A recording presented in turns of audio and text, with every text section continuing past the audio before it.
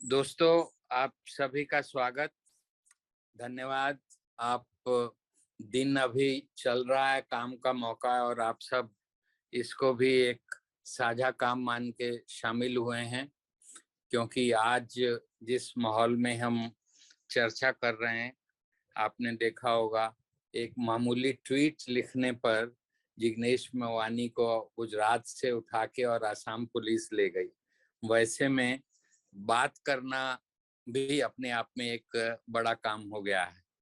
व्यवस्था को खुल के बात करना, अपनी बात कहना पसंद नहीं है।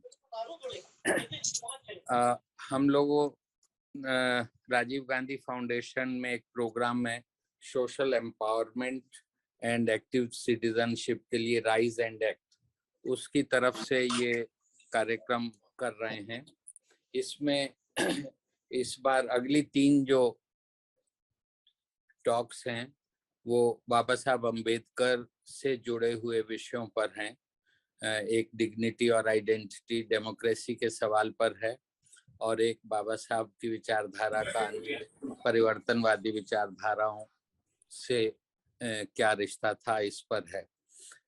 हम लोगों की कोशिश रहती है कि आस्था और विवेक के बीच में जो कई बार द्वंद्व हो जाता है और राजनीतिक आंदोलनों में लोग आस्था को अंधश्रद्धा तक ले जाते हैं और फिर बदलते समय के साथ चीजों को बदलते नहीं हैं। तो ऐसा हम चाहते हैं कि एक आस्था और विवेक का द्वंद्व चलता रहे, ताकि आस्थाओं को मांझते रहें, समय अनुकूल बनाते रहें और अपने विवेक का इस्तेमाल, जो भी हमारी विरासत है वैचारिक राष्ट्रीय आंदोलन की, चाहे वो सामाजिक आजादी का आंदोलन रहा हो, चाहे वो राजनीतिक आजादी का ब्रिटिशर्स के खिलाफ आजादी की, ये दोनों धाराएं कहीं समानांतर चलती थी और कहीं जुड़ भी जाती थी। तो उस विरासत को हम लोग जिंदा रख सकें और वो भविष्य की दृष्टि बनाए हमारी, इस निगाह से हम ये कार्यशालाएं जूम वेबिनार कर रहे हैं। आज के मुख्य वक्ता हैं जिनके आधे घंटे के लगभग व्याख्यान के बाद हम चर्चा करेंगे, और मुझे देख के अच्छा लग रहा है कि काफी विद्वत जन इस गोष्ठी में शामिल हैं। हरीश वानखेड़े जी, जो जवाहरलाल नेहरू विश्वविद्यालय में सेंटर फॉर पॉलिटिकल स्टडीज में पढ़ाते हैं और बाबा साहेब की विचारधारा, जाति, अन्य ग्लोबलाइजेशन, इस तरह के सवालों पर वो आम लोगों के लिए भी लिखते हैं। इंडियन एक्सप्रेस, हिंदुस्तान टाइम्स, ये अखबार अंग्रेजी के हैं, लेकिन वो मराठी में खासतौर से सकाल में अक्सर लिखते हैं, जो महाराष्ट्र का बड़ा अखबार है। तो आज जब बोलने का ये आग्रह हुआ तो चॉइस ये थी कि या तो अपनी मातृभाषा में बोलें अपने को अच्छे से व्यक्त करने के लिए, या अंग्रेजी में। तो ये हुआ है कि वो अंग्रेजी में अपनी बात रखेंगे। आशा है जो हमारे कुछ जो अंग्रेजी हटाओ आंदोलन के दोस्त लोग हैं वो क्षमा करेंगे, और मैं अपनी इस विषय पे कोई टिप्पणी बगैर ही उनसे आग्रह करूंगा कि वे अपनी बात शुरू करें, क्योंकि जिस तरह से मैंने उनको सेमिनार्स में सुना है तो उनकी बात में एक ताजगीपन होती है, कोई भक्ति गायन नहीं होता। जो मेरा जो राजनीतिक जन्म और शिक्षण है वो लोहिया की समाजवादी धारा में हुआ है, और उसकी मैं एक तकलीफ से ये स्वीकार करना चाहता हूँ कि कई बार अगर आप सिर्फ लोहियावादियों की बैठक में हो तो लगता है कि समाजवाद की बात लोहिया जी से शुरू हुई और उसका नतीजा देख रहे हैं कि आंदोलन के स्तर पे वो लोहिया जी के साथ लगभग खत्म होती नजर आ रही है, बहुत क्षीण हो गया है वो आंदोलन। तो इस तरह की भक्ति भाव से कोई भी आंदोलन आगे नहीं बढ़ सकता। और हरीश जी को मैंने कुछ सेमिनार्स में सुना है, जिस बेखौफ ढंग से वो अपने सत्य को उजागर करते हैं और पूरी विनम्रता के साथ, और जो असहमत हैं उनसे भी पूरे प्यार और अपनेपन से जिस तरह से संवाद करते हैं, वो अपने आप में एक अनुकरणीय है विमर्श के लिए तेवर। मैं इन्हीं शब्दों के साथ उनसे आग्रह करता हूँ कि वे अपनी बात रखें। हरीश वानखेड़े जी। Thank you, Vijay ji. Thank you very much. Of course, means it's this month, the whole nation, for that matter, it's a kind of a global celebration that we are now seeing about Ambedkar's birth anniversary. 14th April was his 131st birth celebration, and of course, a kind of huge celebration, not only in Maharashtra but even in Delhi, Uttar Pradesh, Punjab. We have seen huge celebrations.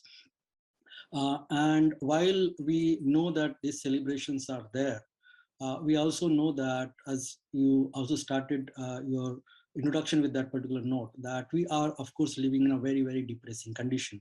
That the situation, political or social situations, are such that the kind of a clamp down that are there on our freedom of expressions, or in for that matter, general concern about human rights, there is some kind of a very deplorable situation.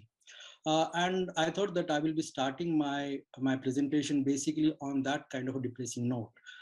That there are growing incidents of caste discrimination, harassments, and atrocities and violence continuously, and we hardly get what they called enough support to understand what kind of atrocities and issues that are around. Like to start with, the very important case that recently happened in Rajasthan about the killing of a Dalit man for only donning a mustache, or in Gujarat, a Dalit boy is killed because he was riding a horse, or in Maharashtra, a Dalit young boy was killed because he was playing an Ambedkar's follow tune on his phone. Or you must be knowing about that very brutal Hathras rape and murder case where the Dalit girls were brutally murdered and burned out. So in that kind of a situation, we are basically thinking about Ambedkar, and the topic which is given to me to speak about something kind of a very, very broad and kind of heavy topic for me, suggesting that Ambedkar, democracy and the future of the Dalit politics. And again, the other time, one of my friend was also asking me the same, that do you still think that we can speak about the future of Dalit politics in India? Don't you feel depressed and sad about the conditions in which the nation is kind of grooming up?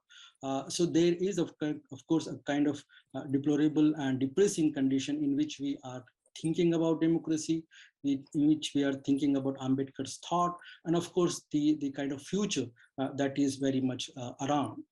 So I'm very thankful to Dr. Vijay Pratap Singh ji that he allowed me to speak on this particular note, and the kind of discussion that are again going on across the belt about the Dalit question, about the caste question, and Ambedkar's relevance in today's time. I think this is a very, very important event, and the concern that has been kind of suggested. I think there is a requirement to have more and more discussions and debates on this issue. So what I thought I will be doing is to think about three major themes, or kind of a small map about how Ambedkar thought about the Dalit question, and of course the contemporary map, that what has happened to that imagination, that concern or the vision that Ambedkar thought is crucial for modern India. And those who have read anything about Ambedkar or his social work, we all know that the beginning of the social justice mobilization or movement started with what they call claim for basic human entitlements, suggesting that the way traditional Brahminical society looked down the untouchable caste, and the kind of impossibility of those castes to emerge as normal human being, and the kind of dislocation or marginalization or kind of a perpetual exclusion of a very, very huge mass of people outside the civil and economic life. That was the acknowledgement that Ambedkar proposed at the first. That one has to acknowledge that the society, the Hindu society in general, has some kind of a problematic social order, and in that social order, the worst are of course the untouchable caste, and therefore claiming that the entitlements or rights should not be the privilege of the few, but it should be distributed equally amongst all, including what they call the untouchable caste. And therefore, the battle was started with what they call basic human entitlements, the foundational human rights, equal rights for that matter. And those rights are just imagine the kind of rights that Ambedkar was asking for, that rights for education, or equal wages, or temple entry, or even to wear good clothes, or to have proper housing, or the famous Chaudhar Talao agitation to have right over drinking water, or for that matter, even to ride on horse or keep a mustache. So you will not feel that they are part of the conversation in a civilized society. That can a civilized society even think about a society which feel sad or agitated just because somebody is keeping a mustache, or wearing good clothes and eating well at home. So that kind of hatred and prejudices and kind of a complete nausea was around certain communities and caste, and against that kind of value, Ambedkar thought that there is a requirement of what we call a statement about human rights, that the absence of human rights, the absence of human value, the complete erasure of what you call the basic human entitlements to a community. Ambedkar tried to bring that particular idea into the nationalist discourse and suggested that without this kind of without addressing this social problem, without registering that this is one of the most important social malady that has tormented this nation for such a long time, and without addressing that kind of social malady, it is impossible to imagine freedom, imagine equality for that matter. And therefore, the foundational battle for Ambedkar was, of course, to suggest the nation state that a large majority of the people are outside the purview of human rights, outside the larger location of what we call human entitlements. They are not even treated as human, and therefore the first battle is to acknowledge that these people are humans, they require human rights, and they are basically needed human entitlements. So that was the function, that was the bedrock on which Ambedkar imagined the new India. And therefore, you'll find that for a very, very long time, Ambedkar was seen as the what you call scholar or a philosopher or a political ideologue or even leader of a community which was completely marginalized, depressed, and living in a very, very precarious condition. And therefore, this idea that India needs the value of social justice, that large number of people are socially marginalized, economically somewhat what you call exploited, or there is there is an absence of fraternity within such a large pool of mass, and therefore without the idea of social justice, building a nation will be a very, very difficult task. And Ambedkar suggested that without that particular value of social justice, the connectivity, the social connectivity, the requirement of a collective enterprise will be extremely difficult. And therefore, the first claim of Ambedkar's in his social movement was to imagine the idea of fraternal association, that India needs a fraternal value, and without and if the practice of untouchability, if the practice of caste differences or the compartment of caste remain entangled or not settled, the making of India as a fraternal, as a collective nation, as an integrated nation will be impossible. And therefore, he was of the opinion that without addressing the social question, without addressing the issue of caste inequality, without addressing the foundational value of human rights, any other program for liberation or revolution will have a very, very limited impact. And therefore, the battle started with the idea of basic entitlements for everyone, including the untouchable caste. Second step was, of course, what I think that beyond the idea that we all are humans, that we are part of a common nation. Ambedkar also thought that the modern India is not only about the idea of citizens, but is also about the celebration of the diversities, the cultural values, and multiple kind of phenomena that are around in that nation that creates the idea of India. And for that movement, it was suggested that the treating the untouchables, not as humans only, but also as citizens, that being citizens, they are capable to engage and intervene into modern institutions of power, including legislatives or modern economy, and therefore the rights of the Dalits should not be only imagined at the level of the social, but also also it should be enlarged or elevated in the what they call the modern sphere, mainly the modern sphere of power. And therefore, Ambedkar thought that without engaging the Dalits into the newer arena of life, of modern life, mainly the modern institutions like legislative power, politics, elections, or even for that matter, education and new urban jobs, without engaging the Dalits into that particular, that new phenomena that is basically invited India to enter into the modern world. Without that engagement, it is difficult to have any value of human life. And therefore, it was suggested that Ambedkar was keenly willing to work on the idea of participation and recognition. A recognition on the sense that a large majority historically been deprived and perpetually neglected by the ruling classes for a very, very long time. And because modernity provided you a new sense of life, new idea about nation, the modern institutions of power, as I said, that part of time mainly legislative, they should be open for the deprived communities. And in that kind of participation, with the participation of the deprived communities into the national building process, a new national identity can be created. And therefore, it was suggested that the nation building process should not be the what you call controlled or hegemonized by one section of the community, but the marginalized people, the deprived societies, or the untouchables even can participate in the idea of nation building. And therefore, the nation requires what we call the policies of social justice.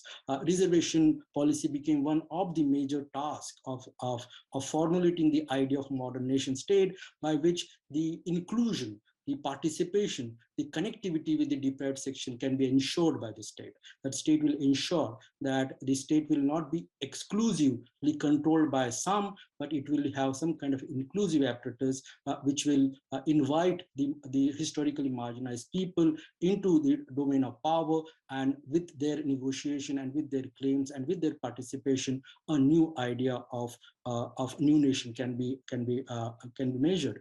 And through that, the idea of social justice being the one of the crucial cornerstone of modern India, apart from many other important modern values like secularism or federalism for that matter, or even Nehruvian socialism. We also understand that there was a consensus that social justice, the policies of inclusion should be the bedrock of the new nation, and without acknowledging that any modern institution required that participation and engagement from the worst of societies.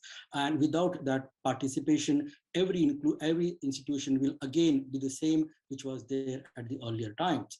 And therefore, the second aspect of his political or social mobilization or movement was important, where the idea of social justice as a crucial aspect of the modern constitution, as an institution, as a modern modern constitution which will protect and promote not only the human rights of the untouchables, but also ensure their participation and recognition into the modern modern sphere of institutions.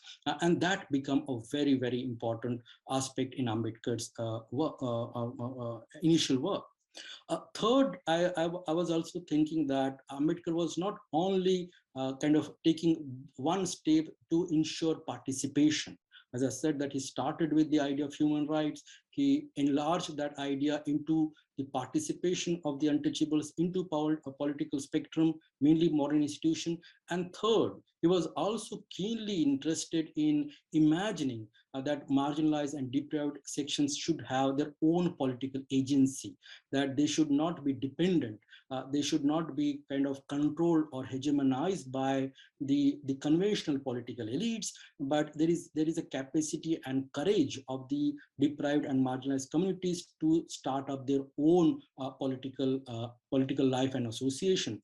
And this was something extraordinary, thinking that untouchables or the Dalits, the contemporary Dalits can have their own political voice, the alternative strategies to mobilize, and a keenness to enter into political domain or political discussion, not only as a passive claimant of state's facilities or for that matter reservation policy, but also an independent autonomous player of their own political ambitions, that they do not want only to become part and parcel of the what you call traditional political elites, but they can also have the capacity to lead not only their own caste and community, but thinking that the Dalit politics can also mobilize the working classes, the minorities, and also the other marginalized communities. That ambition was a very, very unique ambition that Ambedkar promoted and projected that part of time. And therefore, you can see that channeling, starting with what they call Indian Independent Labour Party earlier, which thought that Ambedkar was mainly thinking about the migrant laborers that are traveling to Mumbai at that part of time, suggesting that the modern cities, mainly Mumbai or Calcutta, they have opened some kind of a space for the deprived communities. And when they enter into the cities, they will mainly be recognized as a proletariat or working class. And it was thought that the city will have less impact of the traditional caste system, and the migrant untouchable labor will now be treated as a working class, as a proletariat class. And therefore it was thought that the city of Mumbai was mainly built up by the migrant workers from Maharashtra, and a large chunk of that particular community were of course the untouchable working class. And it was thought that because they are now participating into the urban arena, they have the capacity to what we call escape from their earlier caste identity and emerge as a working class person. And Ambedkar thought that Indian Labour Party was mainly kind of providing some kind of a leadership to this new working class that has entered into the city, and thought that the untouchables, being the worst of communities, will also provide leadership to the other working classes that are very much there. But of course, we know that there are multiple other skirmishes and other challenges which disallowed Ambedkar to promote Dalit as a working class, as an independent labor class. And of course, later on in early 40s, we will see that Ambedkar also promoting another very, very significant political party called the Scheduled Caste Federation. And of course, the context was such that it was required that Ambedkar should mobilize the Dalits or the untouchables to participate in the new making of the constitution. There was a deliberation going on for the India's new constitution, and it was suggested that for that deliberation, the communities or the groups required some kind of representation, and majority of the religious communities, religious minorities, or even for that matter class groups were promoting their interest through political parties and group associations. Ambedkar thought that in that deliberation, the untouchables, ex-untouchables required some participation. And through that, it was suggested that the Scheduled Caste Federation was formed so that the exclusive demands and claims of the untouchables can be represented in that particular deliberation. And of course, Ambedkar did a very, very important contribution in suggesting that the marginalized caste, mainly the untouchables, including the tribals and the backward communities, required some kind of representative value. And with that particular hope, a new policy framework was established. Just before his death in 1956, Ambedkar thought that the requirement of Scheduled Caste Federation is no more there. Why? Because he also was of the opinion that in the making of the Constitution, there are many safeguards and protections that are there for the untouchable community. And he had some kind of a faith that the modern state will provide those safeguards and protections and empower the untouchable communities from their degraded condition. And it was thought that now that kind of exclusive identity, which was there with the untouchables for a very long time, now there is a possibility that they can shed away from that and enter into political domain as what we call a secular citizen. And through that, it was thought that the Republican Party of India, which at the end of his life, Ambedkar proposed that the new party will be a Republican Party of India. It was thought that this party will not be just an exclusive party of the ex-untouchables, but it will be a party of multiple deprived section, mainly religious minorities, working classes, other socially marginalized groups, and led by what we call the ex-untouchables. And it was thought that this will be a secular socialist outfit which will participate in electoral politics with all its courage and capacity, and will try to bring a new transformative politics or democratic consciousness among the marginalized communities. And through that, I thought that it was a kind of a new beginning, which Ambedkar thought that Dalits or the marginalized communities require some kind of independent valuation about their courage and capacity, and only with that kind of a courage and capacity they must enter into political domain and assert what they call their own claims of political power. So imagining a worst of community, as I said, untouchable community, to become what we call a political elite in the modern India.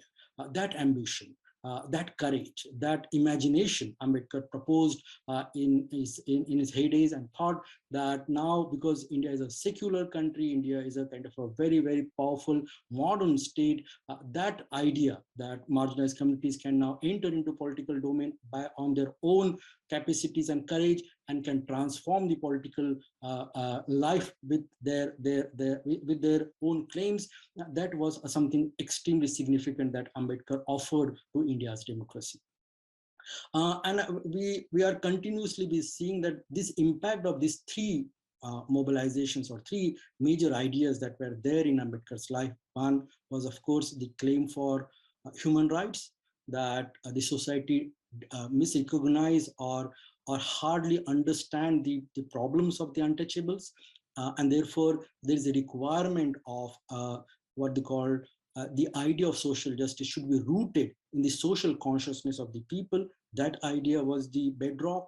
Based on that, the suggestion that the modern institution must include and make it participatory or diversify at the social level, and the power institution should not be what we call exclusively controlled by some, but it should have that kind of inclusive frame. And through that, the idea of the policies of social justice. And third, of course, thinking that because it's a modern state, it's a secular state, it is the state which is concerned for the upliftment and empowerment of the marginalized communities, and therefore the agency of this community should be recognized. And with that recognition, it was thought that the marginalized communities, mainly the Dalits and the other backward communities, should take up the call of political battle into their own hands and should enter into political battle battle for their own emancipation without being depending upon the other political forces. So these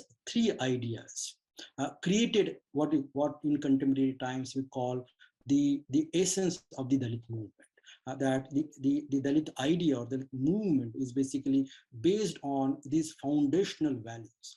And when we see our recent past, we can also see that it has contributed immensely in building what you call a Dalit identity or the what you call a transformative democratic process. Like for that matter, if you see the Dalit political movement around 90s and major states, like for that matter, the arrival of Bahujan Samaj Party in UP, in Maharashtra, a very, very strong the Buddhist cultural mobilization and movement apart from the Republican Party of India's little bit of work. In Tamil Nadu, we have something called All India Dalit Panthers Party, which has this time around 4 MPs. In Bihar, the mobilization by the extreme left group, by what they call the Naxalite groups, and of course,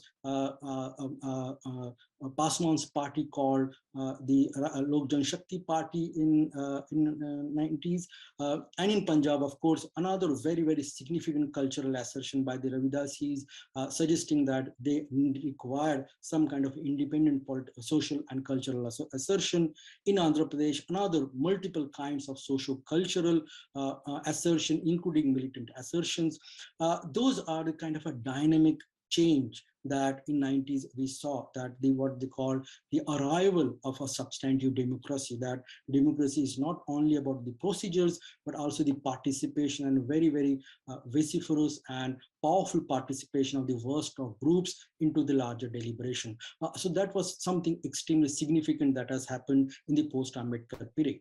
But we also acknowledge that this recognition is also somewhere limited.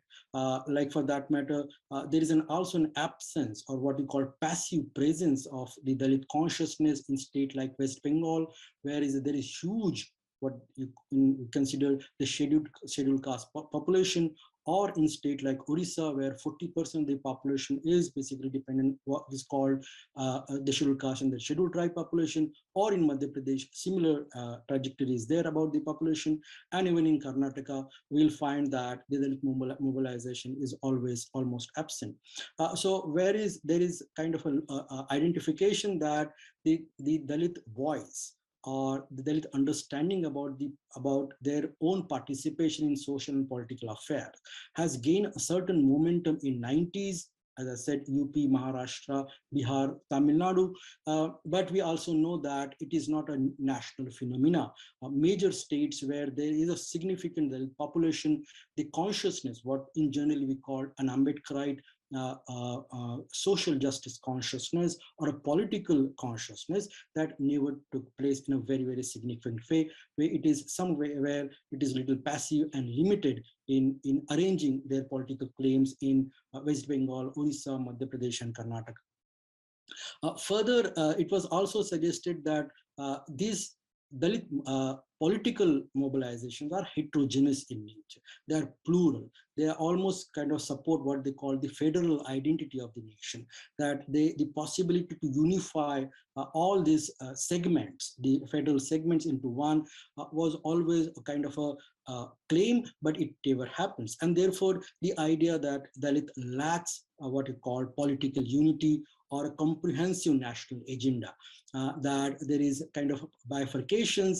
segmentations, and even factionalism within Dalit politics for a very, very long time. And therefore, the capacity of the Dalit movement to mobilize other important social segments like the other backward communities, Adivasis, or even for that matter, the backward communities, that always become a limitation. And for a very, very long time, the Dalit politics is relegated or criticized for being a caste party or doing caste politics or identity-based politics.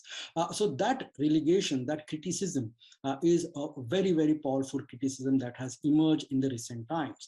The revolutionary or transformative potentials that which Ambedkar imagined Dalit politics, were of course not been what we call not been successfully happened, and therefore this criticism has some kind of a value, that the Dalit politics which emerged on the democratic forum, the democratic sphere, with a very what you call loud promise that it will be transformative, and it will have some kind of a collective aspirations of all the marginalized communities, including religious minorities, and it will lead that transformative politics into a new future. That idea was very promising, and but the reality is somewhere distinct from that.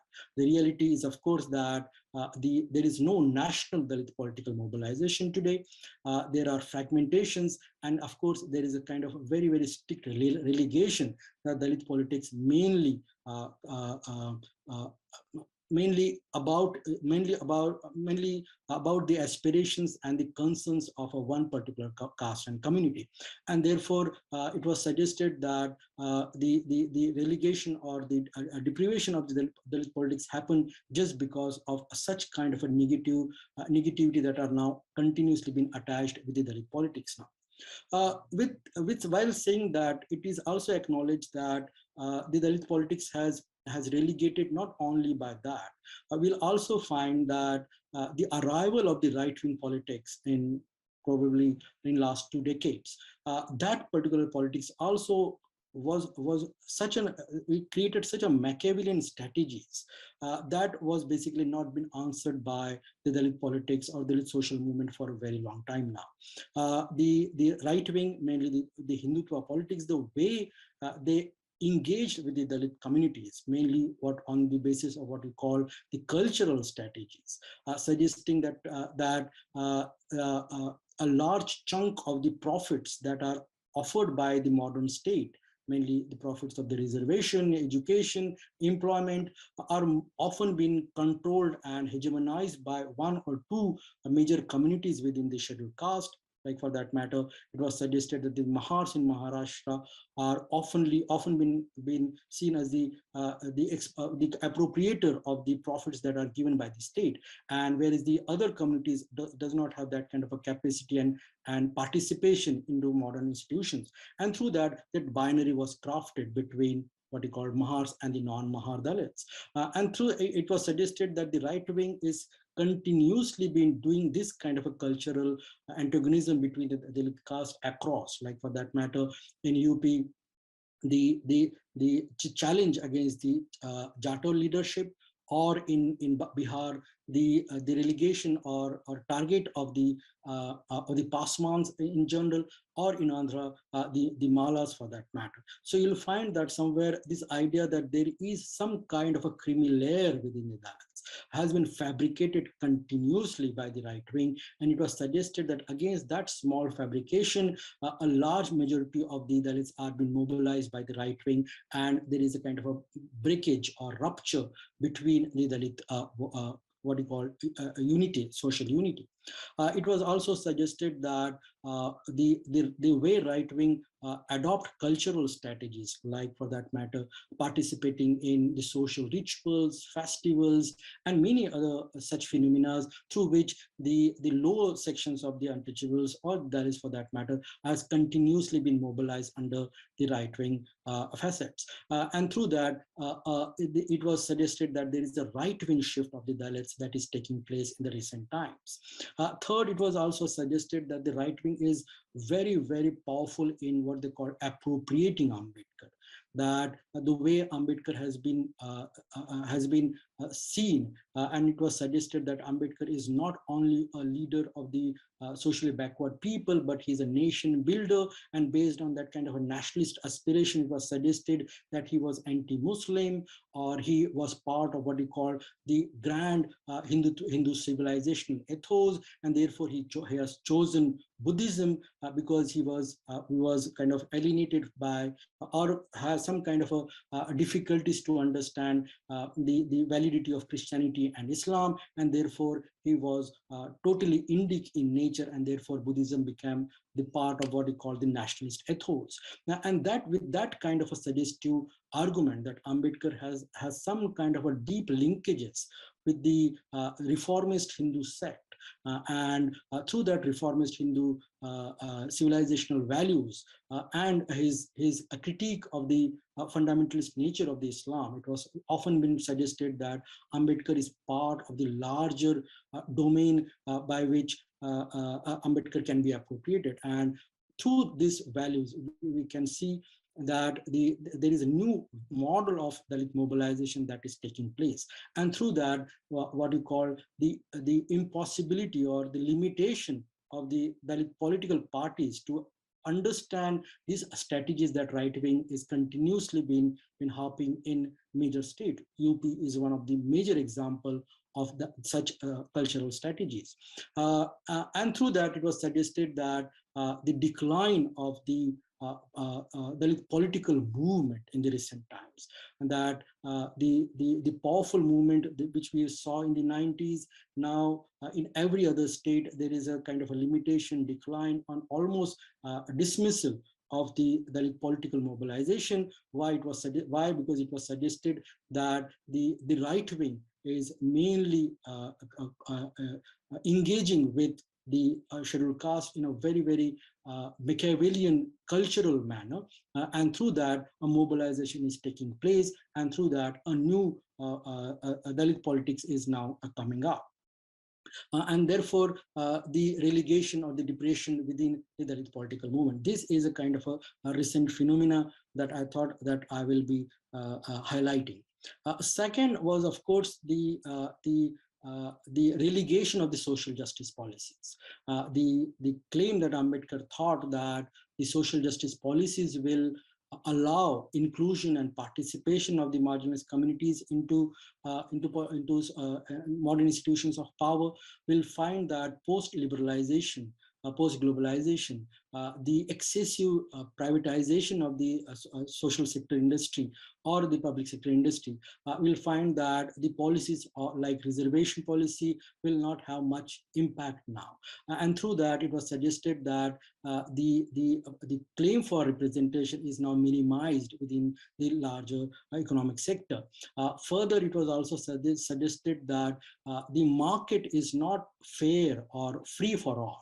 The discriminatory and prejudice-based practices are also compulsory part of the modern economic order, mainly the global economic order. The corporates or the arrival of the finance capital, for that matter, it is suggested that it is not compulsorily understand the value of social justice, and therefore the participation of the marginalized communities, mainly the scheduled caste, is again tormented. Again, there is some kind of a wall which they need to cross, and in that particular thing, the anxiety and depression that the new employees of the communities are now facing in the globalized market is extremely terrible. And through that, it was suggested that the first in the post-liberalization period, the state failed to accommodate and engage with the marginalized communities in a very sincere way. And it was thought that the market will probably have a non-discriminatory attitude, and economy will be free from what we call social prejudices and other values. I believe that in both the spectrum, at the level of the state and at the level of the market, at both the spectrums, we'll find the failure of the market and the state to acknowledge and accommodate the Dalits as a prime economic actors, and therefore the economic deprivation is huge. It is a kind of a new phase of economic exclusion, and that economic exclusion is a kind of growing every day in a kind of a very distinct manner. Now, the final is, of course, what we call the return of the Brahminical past, for that matter, if I can use that term. Brahminical past in the sense that the way the concern for Dalit rights was never there for a very long time in our earlier past, in the pre-independence period, we'll find that similar kind of tendencies are now openly being exchanged in our social life. So the cases of marginalization, discrimination was, of course, was part of what we call the social life of our country. But apart from that, the riots, violence, murders, rapes of the kind of in connection with the Dalit identity is now rampantly being visible and become part of the social consciousness. The other trouble is, of course, the absence of what you call prominent social and political mobilization against such atrocious social condition, that we do not see mobilizations or social events or group association to deal with the cases of caste atrocities and violence in today's time. And therefore, the impunity and the support that the perpetrators of caste violence are now getting, this was something extraordinary that has not happened to India's modern time for a very, very long time. And therefore, the protection, impunity, and encouragement that the people who are engaged with cases of caste atrocities, this is kind of something very new that India is now facing. And probably the major reason is, of course, some kind of what you call political patronage that the perpetrators of caste violence is now getting. The Hathras case is one of the such example of that. And therefore, the Hindutva state, for that matter, the way it is clamped down on the social activists or political actors coming from the Dalit background, that is something which was not been expected from the state. And therefore, what you call almost an absence of fairness and the absence of rule of law, or for that matter, the ill concern about Dalit human rights. That is something which has not happened to post-independent India for a very, very long time. And this is the condition in which we are thinking about Ambedkar's contribution, his relevance, and the future of India. So when somebody asked me that, don't you think that this is such a depressing time and we do not see that Dalit identity or Dalit political consciousness or the politics of social justice have any future in the coming times?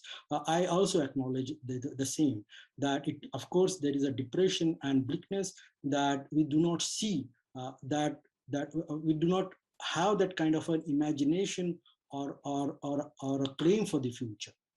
Why? Because the political and the social conditions are continuously been going to the nadir, and therefore thinking about the future is a very, very depressing task today.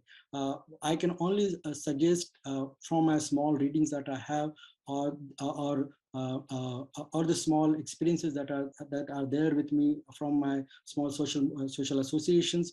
I can only suggest that probably there is a requirement of a deeper and possible engagement of multiple social and progressive groups to understand the issue of caste, and mainly about what we call the idea, the concern vis-a-vis the caste atrocities.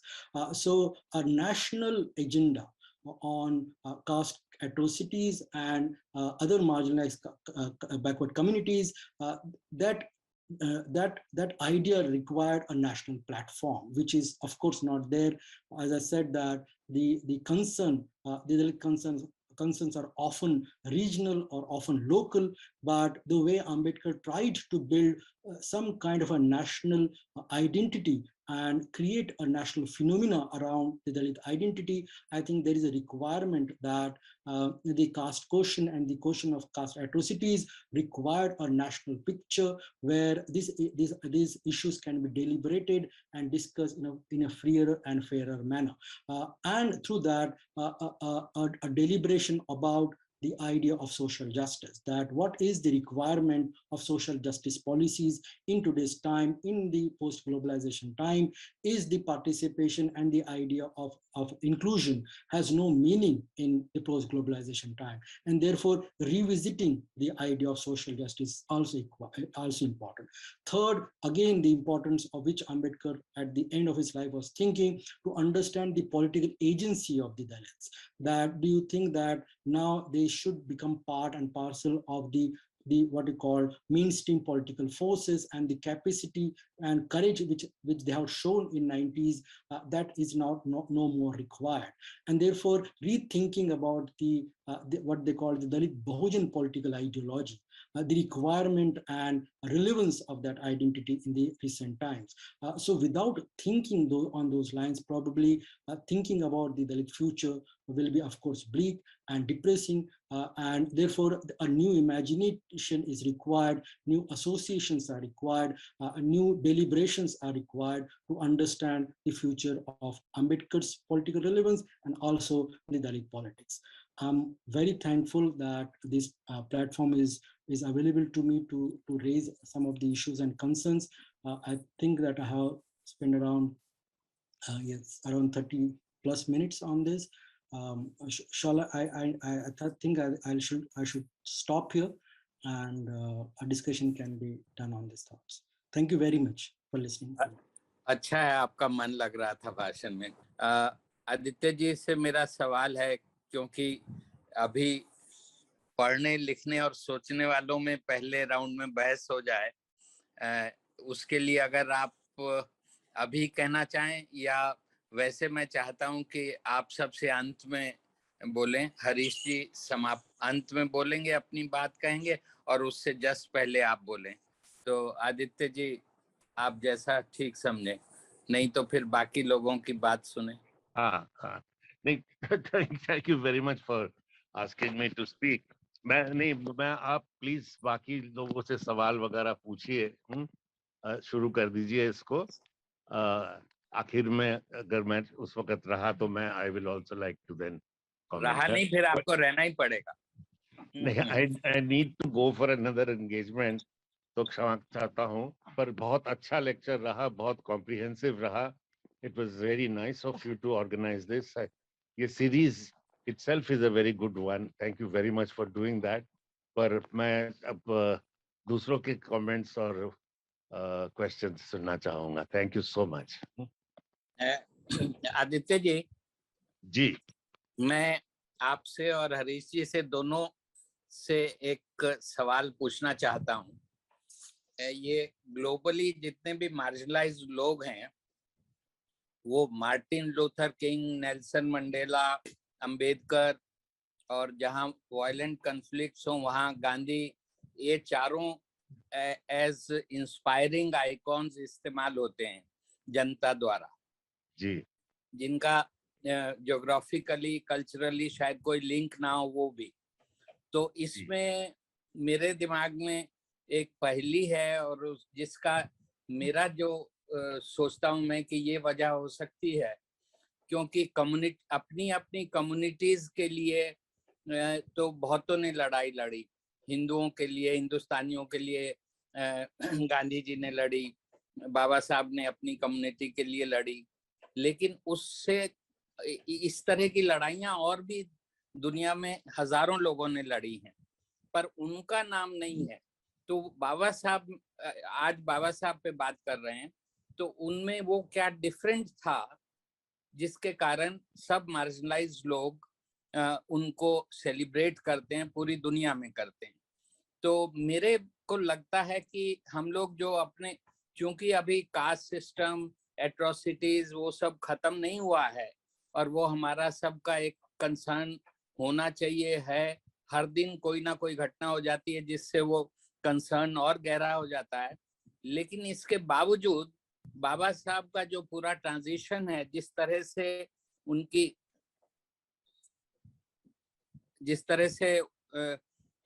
उनकी जो राय थी कांग्रेस के बारे में, गांधी जी के बारे में, उसके बावजूद उन्होंने कॉन्स्टिट्यूशन की ड्राफ्टिंग कमेटी का रोल एक्सेप्ट किया इन लोगों के कहने पे, अपने उनके परसेप्शन में ही जो उनके विरोधी थे।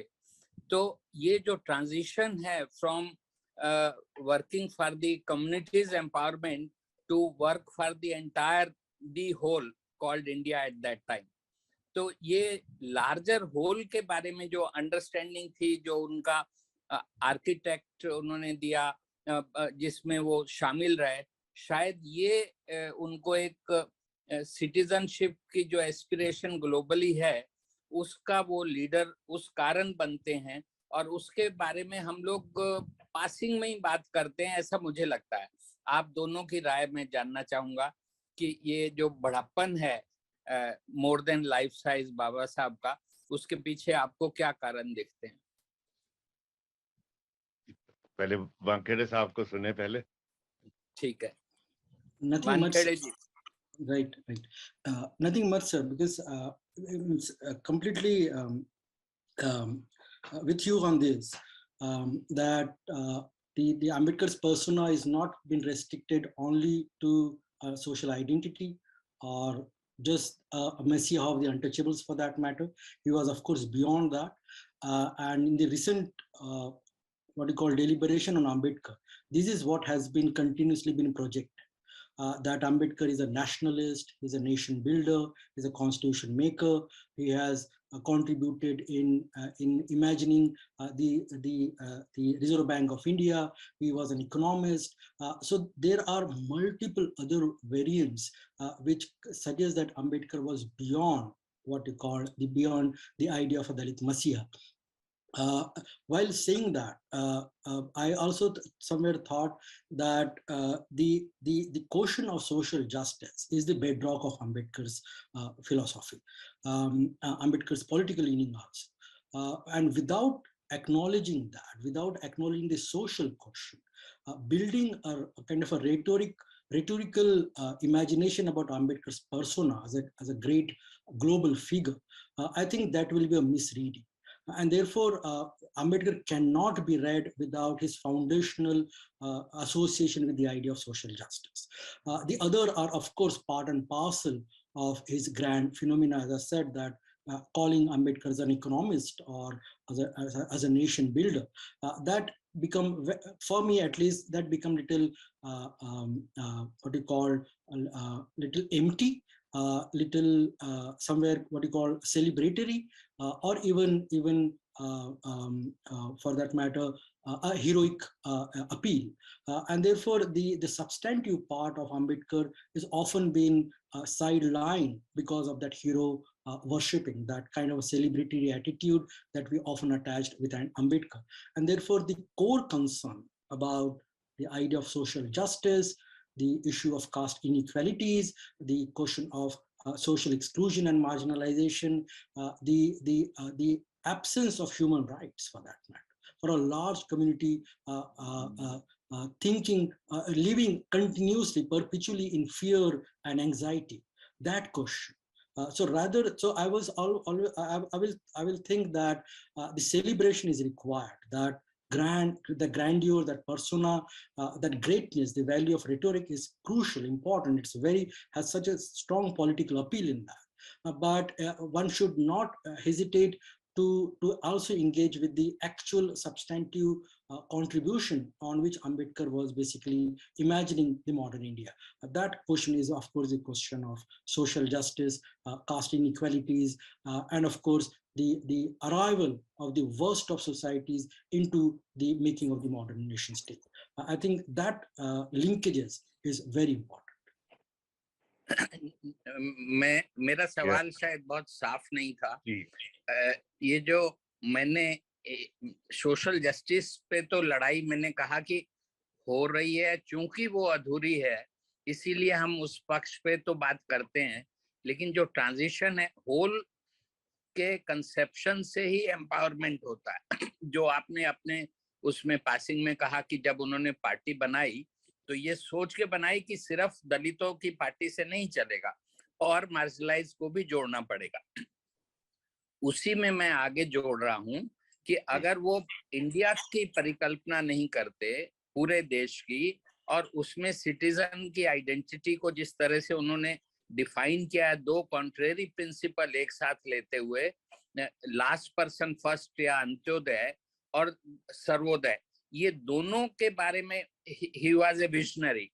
और सामाजिक न्याय के लिए तो ज्योतिबा फुले भी लड़े, पेरियार भी लड़े, और इसी तरह के लोकल बहुत से संत महात्मा हैं जो लड़े, लेकिन उनका नाम देश में भी उस स्तर पे नहीं हुआ। उसके लिए मुझे उनमें और बाबा साहब में जो फर्क लगता है वो यही कि वो अपनी कम्युनिटी के बुरी से बुरी हालत होते हुए भी उसके ह्यूमनाइजेशन के लिए जो लड़ रहे थे, उसके अलावा वो पूरे समाज के बारे में भी सोच रहे थे, कंट्रीब्यूट कर रहे थे एक्टिवली। ये फर्क है जिसके कारण he is more than life size figure for the entire community of struggling marginalize. ये मैं सोचता हूँ ये कोऑपरेटिव सेलिब्रेशन से अलग है मेरे ख्याल में।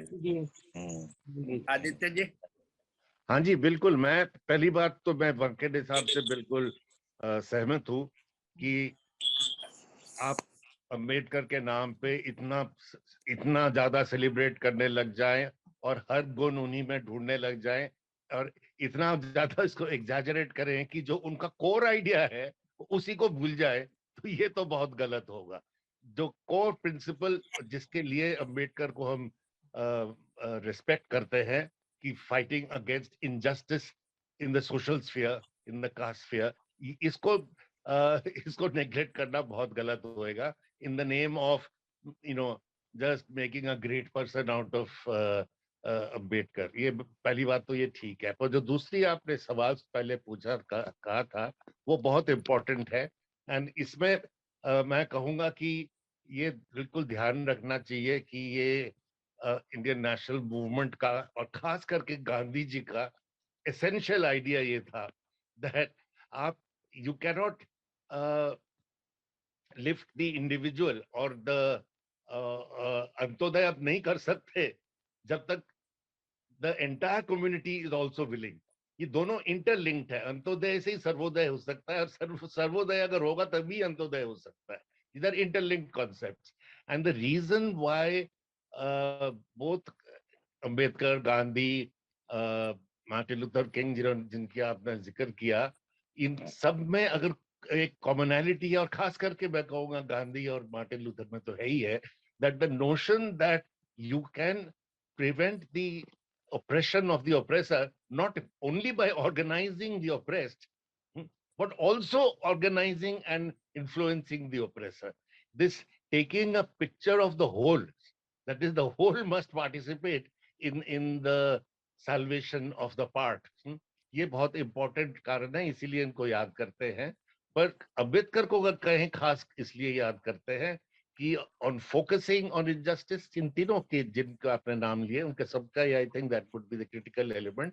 पर आपने बहुत अच्छा इसको जोड़ा इससे दूसरे सवाल से कि ये the oppressed cannot, must of course organize to uplift its condition, but that by itself is not the answer. It must be done in association with the rest. And as for his writing the constitution, again it is a dual process.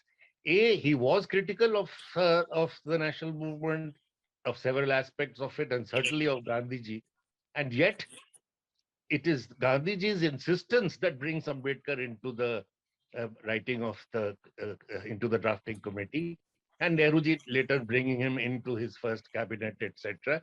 It is the idea on that side, and as well as Ambedkar's greatness, that he exceeds and participates in the making of the nation. I think it is this dual function which must be recognized as extremely important. Thank you very much for letting me put in my one word in it. Thank you Aditya ji. Vijay ji, आप कुछ अभी कहना चाहेंगे? विजय महाजन जी।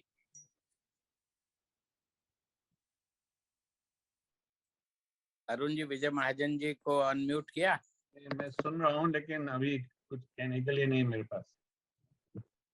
तो जब भी आपको वो हो तो आप भी कुछ कहेंगे तो अच्छा लगेगा।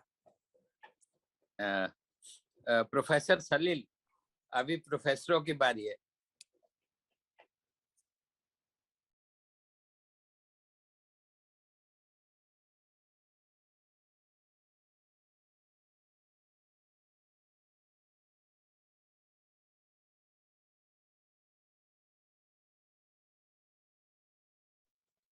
हेलो, प्रोफेसर सलील मिश्रा अनम्यूट कर लेंगे? सर आप अनम्यूट कर सकते हैं। सलील सर नहीं है सर। नहीं है? नहीं, अच्छा, वो ड्रॉप हो गए। अच्छा ठीक है। तो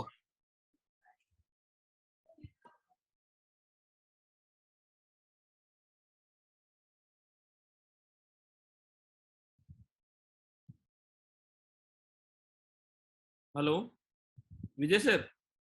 हाँ जी, हाँ जी। खुली चर्चा होगी, जो भी बोलना चाहे वो आपसे कम्युनिकेट करे, हाथ उठाए। सबको परमिशन है, आप एक एक करके अनम्यूट करके बात कर सकते हैं प्लीज।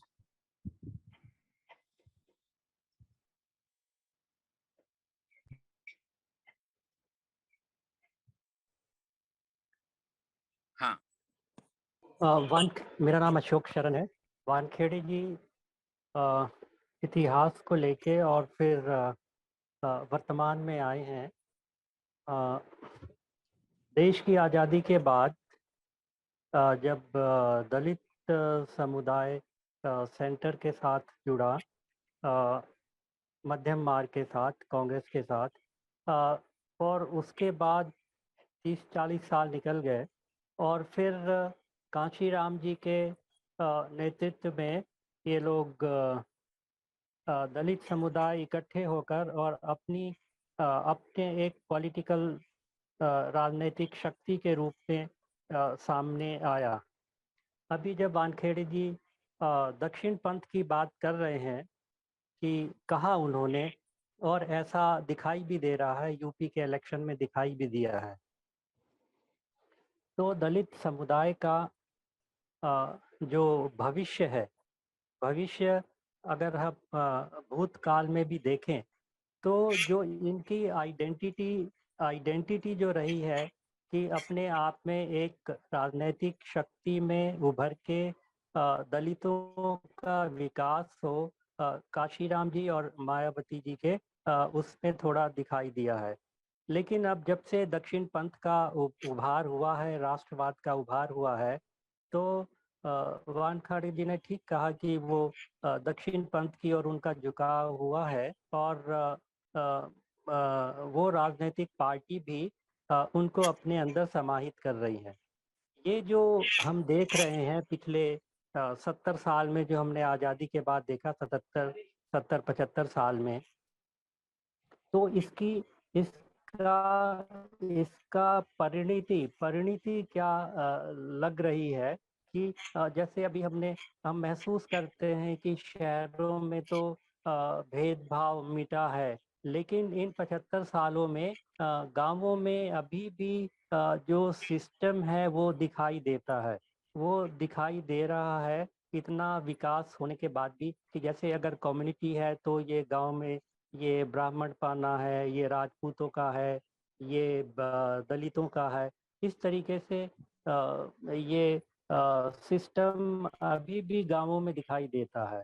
तो आपको, वानखेड़े जी से सवाल है, आपको कैसे लग रहा है कि इससे दलित समाज जो है किस तरह इन सब चीज़ों से बाहर निकलेगा, और क्या दक्षिण पंथ या बीजेपी या जो अभी भी राष्ट्रवाद की बात कर रहे हैं या अभी जो सत्ता में है, उन इस समुदाय को लेके वो इस समुदाय के भलाई के लिए कुछ कर पाएंगे या केवल अपना पॉलिटिकल मंशा जो है केवल उसको पूरा कर पाएंगे? जी वानखेड़े जी, आपसे सवाल है।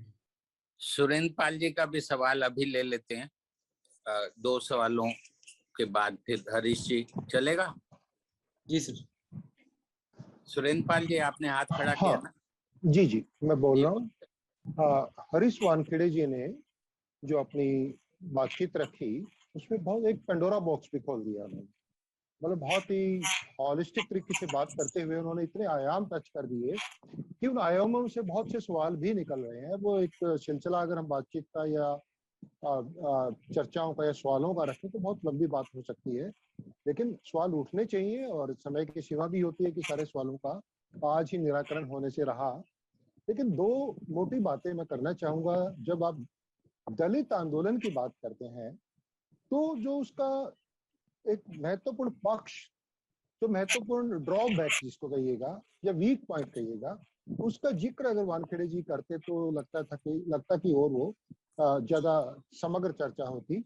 वो ये है कि जाति अपने आप में विभाजक जो है टूल है, औजार है, और जब जातियों का समूह, चाहे वो दलित के नाम पे हो, डिप्रेस्ड के नाम पे हो, शेड्यूल्ड कास्ट के नाम पे हो, किसी पे नाम पे हो, उसमें वो जाति का अपना जो बेसिक ट्रेट है या कैरेक्टरिस्टिक है वो ऑपरेट करता है, और ऑपरेट करता है तो अल्टीमेटली पहचान की राजनीति, पहचान आइडेंटिटी का सवाल ऐसा खड़ा हो जाता है कि विद इन दलित कौन सी जाति, कौन सी उनको डोमिनेट करेगी, कौन से बाकी रह जाएंगे।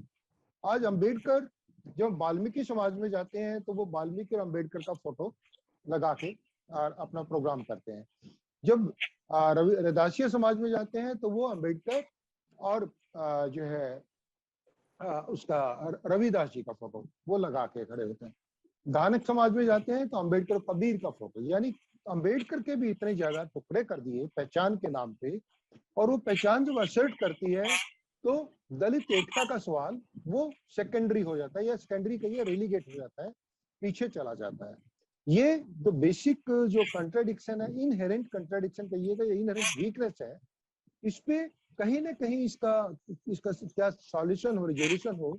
ये और बीजेपी ने क्या किया, सोशल इंजीनियरिंग के नाम पे इन्हीं में ही जो फूट और डिवीजन है उसको उन्होंने बहुत बढ़िया अप्रोप्रिएट कर लिया, एनकैश कर लिया, और एनकैश कर लिया तो वो उनको सूट कर रहा है और बहुत अच्छी तरीके से सूट कर रहा है। एक दूसरा छोटा सा और सवाल है कि गांधी जी को लगातार पूरा दलित आंदोलन जिस तरीके से दुश्मन की तरीके से जो है ना आज भी उसको ट्रीट करते हैं, और वो उससे क्या होता है कि अल्टीमेटली दक्षिण पथ की दूसरे सवाल को सुरेंद्रपाल जी दूसरे सवाल को बाद में ले लेंगे, क्योंकि एक लाइन में खत्म कर रहा हूँ मैं बात।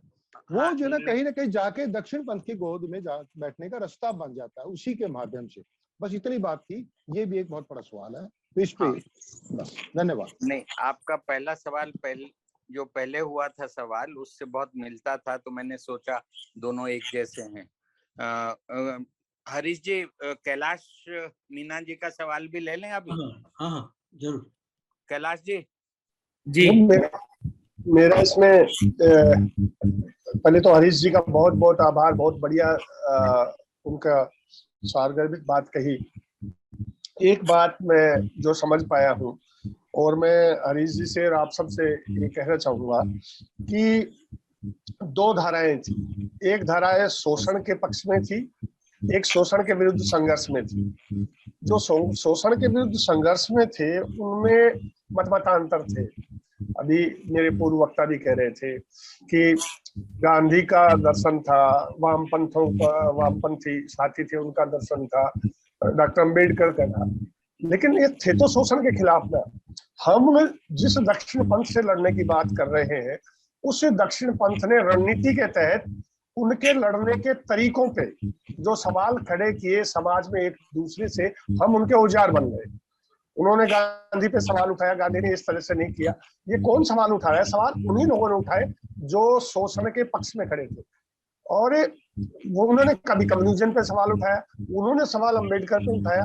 तो वही लोग जो शोषण के पक्ष में थे, जो संघ की विचारधारा थी और दक्षिण पंथी विचारधारा थी, वही अपने शोषण को बनाए रखने के लिए जो शोषण के विरुद्ध संघर्ष थे उनके तरीकों पे एक दूसरे पे टिक्का टिप्पणी करते रहे।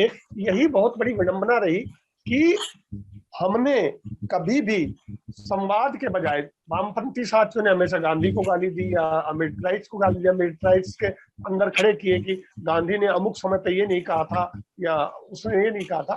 तो हमें जो पिछले अनुभव है, आज जो स्थितियां भयावह खड़ी हुई है, वो इनकी एकजुटता की बात नहीं हो रही। तो शोषण के विरुद्ध संघर्ष की एकजुटता कैसे बने, और इन सवालों पे कहीं गांधी भी अस्पृश्यता के खिलाफ थे, शोषण के खिलाफ थे, सारे सब लोगों का एक ही दृष्टिकोण था, उनमें मतभेद थे। तो हमें इस पे शोध करके इस पे बातचीत को कैसे आगे बढ़ा सकते हैं, ये मेरे हरीश जी से रिक्वेस्ट है।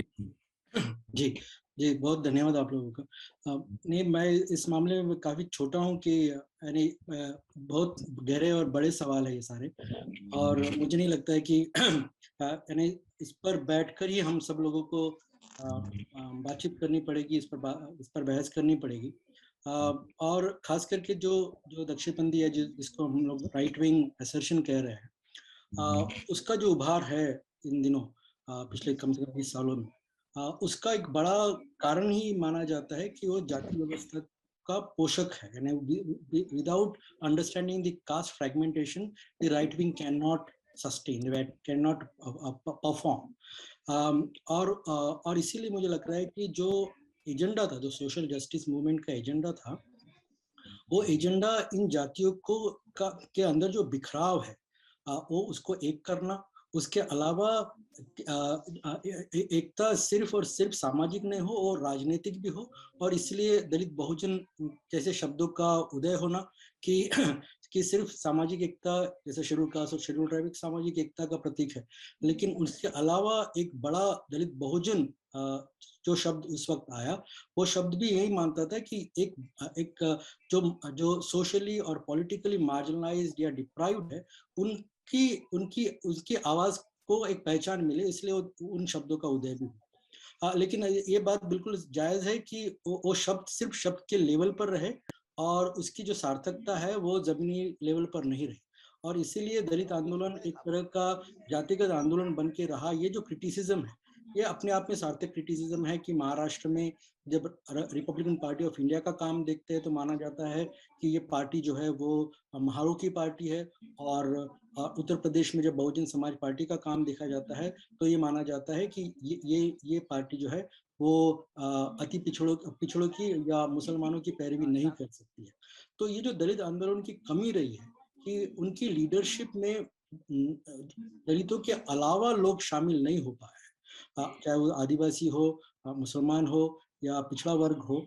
ये इनकी अपनी अपनी राजनीतिक जो किवायदें रही है, उसके वजह से जो इमेजिनेशन था, जो चाहे वो कांशीराम जी का इमेजिनेशन हो या उससे पहले रिपब्लिकन पार्टी का इमेजिनेशन हो, कि दलितों की और पिछड़ों की अगुवाई में एक बड़ा राजनीतिक आंदोलन खड़ा हो पाए, और वो आंदोलन सामाजिक समरसता का आंदोलन ना हो और सामाजिक न्याय का आंदोलन हो।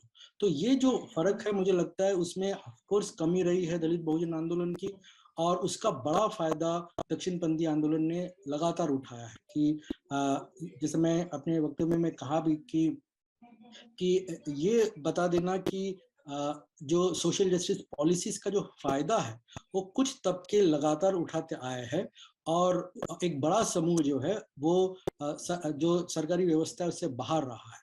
और इस आधार पर मोबिलाइजेशन करना, इस आधार पर रप्चर क्रिएट करना, जैसे महाराष्ट्र में माना जाता है कि महारों के अलावा जो बाकी जातियों का मोबिलाइजेशन है वो कल्चरल के आधार पे है और रिचुअल्स के आधार पर है, फेस्टिवल्स के आधार पे, जो दक्षिणपंथी आंदोलन इन जनरल करता है। तो इसको रोकने की कैपेसिटी या इमेजिनेशन, या ये जो नया पैतरा दक्षिणपंथी पॉलिटिकल क्लास करता है, जिसको मैं कह रहा था कि मैकेविलियन है, बहुत कूटनीतिक है वो, उसको समझने का और उसके खिलाफ एक नया विचार देने की कैपेसिटी दलित मूवमेंट में नहीं आ पाई है, और इसी की वजह से आज वो बेसिकली रेलीगेट है, या उसकी कैपेसिटी पर प्रश्न चिन्ह है। और इसीलिए मेरा भी अपनी जो छोटी समझदारी है उससे यही मुझे लगता है कि एक अलायंस या एसोसिएशन या कॉमरेडरी जिसको हम लोग कहते हैं, उसके बिना दलित आंदोलन को हम लोग इंडिपेंडेंटली आगे नहीं देख सकते हैं। जो आप भी सभी लोग कह रहे थे कि जाति का जो सवाल है वो केवल जाति के आंदोलन का सवाल नहीं होना चाहिए, वो एक कलेक्टिव एस्पिरेशन, नेशन बिल्डिंग का भी सवाल होना चाहिए। और इसके लिए अलग अलग विचारधाराओं का और तमाम दूसरे समूहों का भी योगदान उतना ही पॉसिबल करने की जरूरत है। वो जो आइडिया है वो बिल्कुल निहायत ही जरूरी आइडिया आज की तारीख में है, और उसको समझने की जरूरत है। और इसलिए जो इंडिपेंडेंट दलित मोबिलाइजेशन की बात है वो अपने आप में डेमोक्रेटिक है, उसके अंदर एक करेज है और जस्टिस का अपील है, लेकिन इसका पॉलिटिकल प्रैक्टिकलिटी को फिर से एक बार सोचना पड़ेगा कि सिर्फ जो दलित आंदोलन है वो क्या सिर्फ जातिगत आंदोलन है या उनके नेतृत्व में बाकी लोग भी शामिल हो सकते हैं, और वो कैसे शामिल होंगे, इसका ये सवाल बड़ा सवाल है। ये जो दूसरी तरफ से सवाल आता है कि आप बाकी जो दलित समूह है वो बाकी जो मेटा नैरेटिव्स है या जो नेशनलिस्ट आइडेंटिटीज है उसमें शामिल क्यों नहीं होते हैं। ये भी बड़ा जिम्मेदारी का सवाल है कि दलित आंदोलन अगर खुद का आंदोलन चलाता है तो वो जातिगत आंदोलन बन जाता है, और अगर वो शामिल हो जाता है किसी और पार्टी में या किसी और राजनीतिक धड़े में तो अपना अस्तित्व खो देता है और सोशल जस्टिस का मूवमेंट जो है वो धराशायी हो जाता है। और इसीलिए ये दोनों तरफ जो प्रोग्रेसिव या लिबरल या लेफ्ट मोबिलाइजेशन की या मूवमेंट्स है वो दोनों तबकों के सोचना पड़ेगा कि जब हम लोग अलायंस की बात कर रहे हैं तो उसमें ये जो हिस्ट्री है मोबिलाइजेशन की, जो सोशल जस्टिस मोबिलाइजेशन की हिस्ट्री है वो कहीं धराशायी ना हो जाए, उसकी जो ताकत है, उसका जो करेज है, उसका जो क्लेम है वो कहीं डाइल्यूट ना हो जाए। और जो दलित मोबिलाइजेशन है, सोशल जस्टिस का मोबिलाइजेशन है, इनको भी उतना ही ख्याल रखना पड़ेगा कि बिना अलायंस वो जो लार्जर देन लाइफ का पिक्चर है, खास करके नेशन बिल्डिंग और जस्टिस इन जनरल का जो क्लेम है उसको हम लोग हासिल नहीं कर पाएंगे। तो दोनों को ये दुविधा दूर करने की जरूरत है, जो बिना कोलैबोरेशन के, बिना डेलिब्रेशन के, बिना मुझे लगता है कि आमने सामने बैठे हुए वो बात होना बड़ा मुश्किल है। तो ये सिर्फ आपका सवाल नहीं है, मेरा भी उतना ही बड़ा सवाल है, और मैं भी इन सवालों से लगातार जूझ रहा हूँ, लेकिन इसको मुझे नहीं लगता है कि किसी एक समय में बैठकर हम लोग सॉल्व कर पाएंगे। ये मूवमेंट का और ये हिस्टोरिकल क्वेश्चन है जो शायद एक्सपीरियंसेस से और इवेंट्स से और पीरियडिकल ही सॉल्व हो पाएगा, शायद वो गोष्ठी में सॉल्व होने की कैपेसिटी हमारी नहीं है। लेकिन मुझे लगता है कि ये बहुत ही जरूरी और इम्पोर्टेंट क्वेश्चंस है जो हम लोगों को जरूर सोचना चाहिए। अभी और लोग जो भी सवाल पूछ रहे हो पूछें, इस पे मैं भी थोड़ा जो आपकी बातों में मुझे निहित लगा उस पे मैं अपनी राय कहना चाहता हूँ। अभी विनोद जी बोलेंगे, उन्होंने हाथ उठाया। विनोद रत्नाकर जी।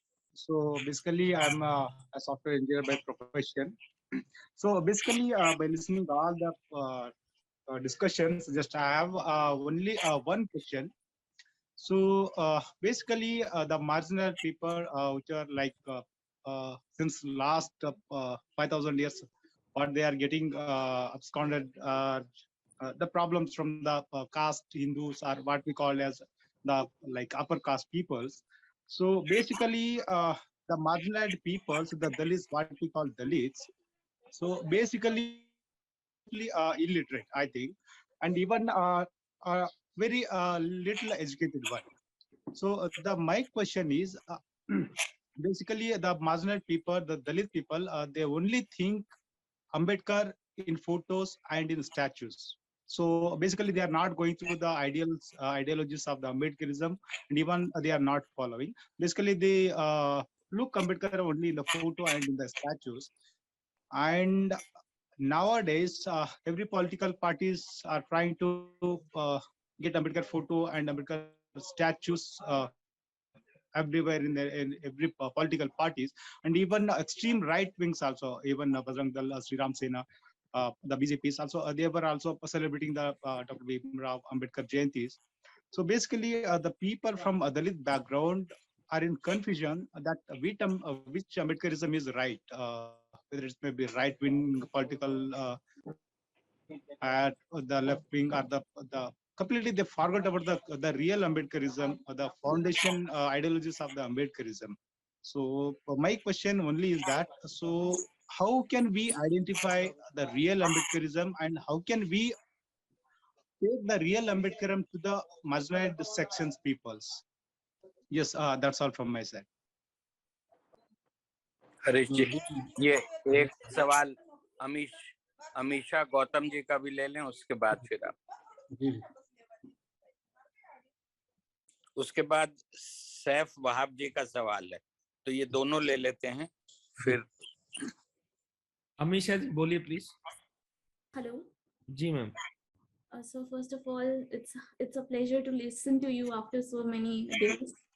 And so I would just like to put forward a question that when we see Ambedkar, like the larger the nation perspective of Ambedkar, and you talked about developing of a new platform, national platform for a deeper engagement to understand the issue of post globalization, that depression you talked about, right? So in this, I mean, the RSS has worked to create an alternative new platform, which celebrates the idea of temples of local Dalit community leaders like Suhail Dev, Baldev. So RSS encourages these local Dalit communities to maintain their own temples, and they somehow propagate Ambedkar as a god, so, and as an icon of worship, and they do not reiterate and remind Ambedkar's idea of Hinduism in in their schemes of preparing this alternative new platform. Thirdly, they do not remind these Dalits as about the evils of caste system that were proposed by Ambedkar. So I think the right wing has already built a kind of alternative new platform, which we need to counter through the new platform by imagining the idea of social justice, by giving more political agency to Dalits, by developing an alternative idea of Ambedkar, which was earlier made to be propagated by Kashi Ram when he made that pyramid, where Ambedkar was a unifying factor on the top of the pyramid, and other local leaders were at the bottom of the pyramid. So that is how Bajin Nayan told that is how Ambedkar was made popular in UP. So rise of an alternate platform will have to counter the newly emerging challenges from RSS, I think. I just wanted to make that point. Right. Thank you, Amisha. Saif Wahab ji. Yeah, fine. So I'll proceed, and I'll basically took forward the argument of the last question, right? So where we are just talking about the rights and the aspirations of Dalits in Indian politics and their politics of justice. So it looks like there is a space which has been, lost by the Dalit intellectuals, which is basically the academic engagement is there, the ideological engagement is there, but in ground, whatever the Dalit elites are doing is null, it looks like. And this is the speech which has been basically articulated and which has been effectively used by right wings. And if we look the arguments, the Badri Narayan in his book The Hindutva Republic basically poses to us, it looks like there is a gap, there is a space, and rather than talking about and giving a alternative paradigm to the existing to the existing system, we are indulging in a politics of the status quo. So why there is not any kind of initiative from the ongoing, or we can say the existing leaderships, to talk about that kind of alternative which Ambedkar was trying to highlight, like the idea of social justice. So and whenever the Dalit politics talk about that kind of idea of social justice, so there would be an alternative idea that there's a status quo. The status quo can be changed by that narrative which is being posed by the leadership. So in this way, Professor, as he was just saying earlier, that we can make a better case by associating the multiple groups, multiple marginalized group, marginalized section of the society, and we can make a better front for that, creating alternative society and that egalitarian and just society. So how so you see at in this kind of process? Right. Thank you, Saif. I think this was a very important question. And of course, the strategies or new agendas that are required to challenge the right-wing appropriation of Ambedkar and the Dalit movement very few people are actually thinking on those lines. Like basically there is, at least within the academic circle, there is a new celebration that the phenomena that what we call the Hindutva rise basically happened because there is a new kind of Hindutva politics that has emerged up, what they call the subaltern Hindutva, or what Badrinaran called the fascinating Hindutva. Why? Because it was suggested that the BJP is no more a social elite party, but is now engaging with the worst of social groups, mainly what they call the Ati Dalits in UP and in the most backward communities in many other states. So you are right to acknowledge that the right wing is more creative and innovative when it comes to the idea of social engineering and democratic participation, and therefore probably the Dalit political parties fail to understand that particular phenomenon, that the Dalit identity should have that kind of a larger cooperative or engaging exercise within the Dalit mobilization, but that has not taken place for a very, very long time, and maybe because of that, the bifurcation or the ruptures that we are seeing in the Dalit unity today. So you are absolutely right on that. But it is not that the marginalization, the question of economic marginalization or political exclusion of the worst of Dalit communities is the byproduct of the Dalit mobilization as such. They were hardly in power for a very long time. Of course, they were politically mobile and influential, but they were not in power for a longer time. And this is not only the debate on Uttar Pradesh's politics, but across this phenomena is seen.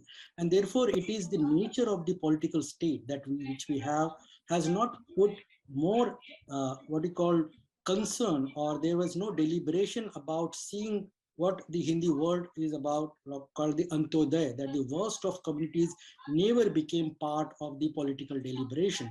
And therefore, probably the right way, the way they are engaging with these communities are basically not on the basis of the economic question, the class question, but mainly on the basis of the cultural initiatives. Like somebody suggested, the celebration of the local icons to engage with the community. So you will find that somewhere the right wing, the way they are engaging with the caste question is completely new and very, very Machiavellian and kind of a mechanical way to deal with the caste and community identities. And therefore, the contemporary Dalit movement, or even for that matter, progressive or the left movement, hardly had the answer to understand this particular phenomena. The possibilities, of course, to raise the issues of social justice and economic deprivation. Without that question, probably addressing the right wing will be difficult, and we do not have that kind of a what we call innovation and capacity to deal with the cultural strategies that the BJP is continuously been innovating.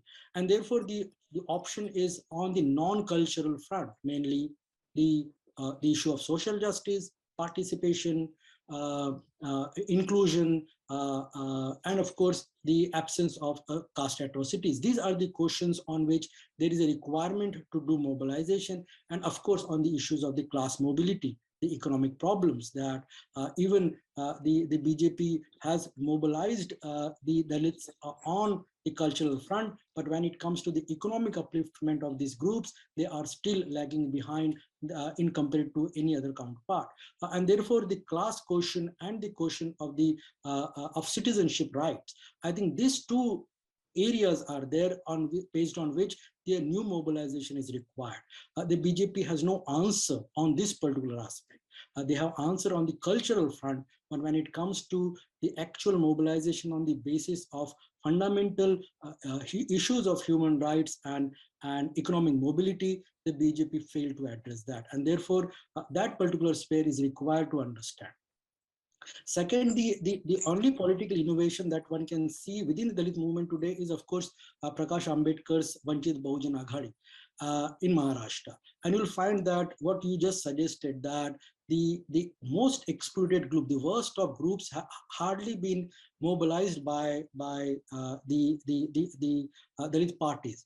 It is this innovation which Prakash Ambedkar is now trying to build upon, suggesting that the Dalit movement is not the movement of the Mahar, but is the movement of what they call the Vanchits, the excluded, and trying to mobilize those communities which have continuously been helping or voting the right wing for a very long time, and raising their issues of economic deprivation and issues of social inclusion.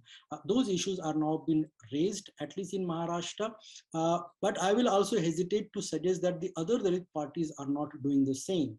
It is a kind of a what you call a sad picture that intellectual class or even for that media or the political elites often create about the Dalit politics, that it is a kind of a sectarian, a caste-based politics and has not concerned about the other social groups.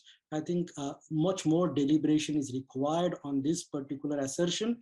And one can see that when you go into details of a political party, including BSP, probably you will get much more ideas. It is only that it has failed to reflect in a bigger way into political mobilization, and BJP has succeeded. And because of BJP's success, it appears that the parties which vouch for social justice are not doing much more. It is the capacity and calculations of the right wing that are successful, but that does not mean that the parties which vouch for social justice are not doing enough to mobilize and do enough for the social justice question. And therefore, I think the strategies and agendas that the way BJP is now mobilizing the worst of groups, understanding that will be a crucial factor for the future. That without understanding their tactics and strategies and agendas, probably engaging with the Dalit Bahujan groups will be extremely difficult for left, liberal, or even for that matter, Dalit politics. I think this is the crucial time where the burden should not only be on the Dalit parties, as you know, that they are poorer and does not have that kind of a grand infrastructure which is required for political deliberation, and therefore it is a kind of a larger collective enterprise which can produce some kind of a meaningful political deliberation in the coming time. And therefore it should not, the Dalit party should not be burdened, but left, progressive, liberal, including the grand old party Congress has a responsibility to understand the tactics, strategies and the agenda that BJP's social engineering is doing to India's democracy, and what can be the other political suggestions or political strategies that the non-Dakshinpanthi or right-wing political parties can do at this hour. But I sincerely think that the questions are extremely crucial and politically poignant. But it is just that we need to think it louder and somewhere without engaging with some kind of innovative ideas, some kind of future prospect, this will not lead us to any better understanding of the caste politics, or for that matter, future of India's future tomorrow. And therefore, the deliberation is extremely required on these vital questions. Thank you. Thank you for asking. Very important. Thank you, Harish ji. Vijay Mahajan ji. बस बहुत अच्छी चर्चा हो रही है, मैं सुन ही रहा हूँ, समझने की कोशिश कर रहा हूँ। सिर्फ प्रोफेसर हरीश, एक ही प्रश्न जो है, पंजाब में करीब 1/3 जनसंख्या जो है वो दलित समुदाय की है, लेकिन कभी भी वहाँ पे वो एक तरह से सिग्निफिकेंट पॉलिटिकल फोर्स नहीं बन पाई, और उसका एक छोटी सी किरण अभी प्रकटित हो रही थी, लेकिन वो भी जो इलेक्शन में जो रिजल्ट आया वो एक कंप्लीटली दूसरा ही मोबिलाइजेशन हो गया जी, जिसमें कास्ट फैक्टर तो बिल्कुल ही नहीं नजर आ रहा है, एटलीस्ट सुपरफिशियली मुझे नहीं समझ में आया। उसके बारे में थोड़ा सा आप कुछ आपका क्या एनालिसिस? बहुत ज्यादा एनालिसिस नहीं, मेरी बहुत ज्यादा पढ़ाई नहीं है उस विषय पर, लेकिन अभी बीच में जब मैं पंजाब में था और काफी लोगों से बातचीत हो रही थी, तो उनका एक बड़ा मानना था कि वहाँ का जो कल्चरल या रिलीजियस स्ट्रगल्स है वो अलाउ नहीं करता है कि उसका एक पॉलिटिकल सिग्निफिकेंस ही बने, चाहे वो रविदासिया मूवमेंट हो या वाल्मीकि का मूवमेंट हो या सिखिज्म के अंदर रहकर जो मोबिलाइजेशन है वो हो। तो मुझे लगता है कि जो पॉलिटिकल असर्शन का बड़ा सवाल पंजाब में बन सकता था, उसकी कोशिश बहुजन समाज पार्टी ने 90 के दशक में की, लेकिन उसमें बहुत ज्यादा सफल नहीं हो पाई। उसका बड़ा एक कारण ये है कि कास्ट आइडेंटिटी को लेकर बहुत ज्यादा सतर्कता या कंसर्न वहाँ का दलित दिखाता नहीं है। वो अपने आप को एक कल्चरल आइडेंटिटी की तरह एसेप्ट करता है और उसी आइडेंटिटी को वो इन जनरल सेलिब्रेट भी करता है। जैसे मैंने कहा कि रविदासिया जो आइडेंटिटी है उसको पॉलिटिकल बनने की कोशिश नहीं की जाती है, उसको कल्चरल लेवल पे और रिलीजियस जो डोमेन है उसी में उसकी सतर्कता दिखाई जाती है। तो और उसके वजह से जो पॉसिबिलिटी थी कि पॉलिटिकल एक अम्बेडकराइट पॉलिटिकल कॉन्शियसनेस पंजाब में आए और बीएसपी ने उसकी शुरुआत की थी, वो काफी हद तक सक्सेसफुल नहीं हो पाया है, क्योंकि एक कल्चरल और रिलीजियस ओरिएंटेशन है, इसमें सिखिज्म का बड़ा प्रभाव वहाँ की कम्युनिटी में है और उसके चलते हुए जाति के सवाल को वो पॉलिटिकल सवाल कई बार बनाने से हिचकते हैं। और शायद इसीलिए इसी का एक बड़ा कारण है कि वहाँ पर जो दलित आंदोलन है वो उस तरह से पनप नहीं पाया जिस तरह से उत्तर प्रदेश में और महाराष्ट्र में हमको दिखाई देता है, क्योंकि जो हिस्टोरिकल वर्जन्स है सोशल और पॉलिटिकल मोबिलाइजेशन के, उसमें वहाँ का जो धर्म है, खास करके सिखिज्म जो है, उसका एक बड़ा कंट्रोल या उसको कहिए बड़ा एक इन्फ्लुएंस वहाँ की सोसाइटी में है, जिसकी वजह से उसके पॉलिटिसाइजेशन को लेकर बहुत ज्यादा चिंता हमको दिखाई नहीं देती है। मुझे नहीं पता कि मैं सही जवाब दे पा रहा हूँ नहीं पा रहा हूँ, लेकिन जो छोटी मोटी बातचीत मेरी पंजाब में लोगों से हुई है उससे मुझे यही समझ में आया। थैंक यू, काफी हद तक क्लैरिफाई हो गया। मनोज जी। हाँ जी जी जी सब मैं थोड़ा सा यही पूछना चाह रहा था, Dalit social and economic exclusion context में जैसे रामविलास पासवान जी और सिंधे जी काफी मतलब कैसे उभर के आए पॉलिटिकल सिनेरियो में, उसके बारे में थोड़ा सा अगर कुछ। जो लोहियावादी परंपरा है जिसके रामविलास पासवान बड़े भागीदारी थे, वो जाति के सवाल को लेकर भी बहुत चिंतित थे, और मुझे नहीं लगता है कि वो लोहियावादी जो परंपरा है, खास करके समाजवादी जो परंपरा है, वो जाति के सवाल को दुय्यम या दूसरे दर्जे पर रखती थी। वो नेशन बिल्डिंग, क्लास और कास्ट, ये तीनों का जो मापदंड है वो लगभग समान है समाजवादी आंदोलन में। तो रामविलास पासवान उसी धड़े से राष्ट्रीय पॉलिटिक्स में आते हैं, और उन्होंने भी वही कोशिश की जो लोहिया पिछड़े समाज के साथ कर रहे थे। तो पासवान जी का जो बड़ा कंट्रीब्यूशन वो यही है कि दलितों को का जो चेतना का स्तर है वो केवल और केवल जातीय आधार पर नहीं रहे, लेकिन उसके साथ साथ वर्ग संघर्ष का भी जो सवाल था उसमें भी उतनी ताकत से सम्मिलित होने की कोशिश मेरे ख्याल से पासवान जी साहब की थी।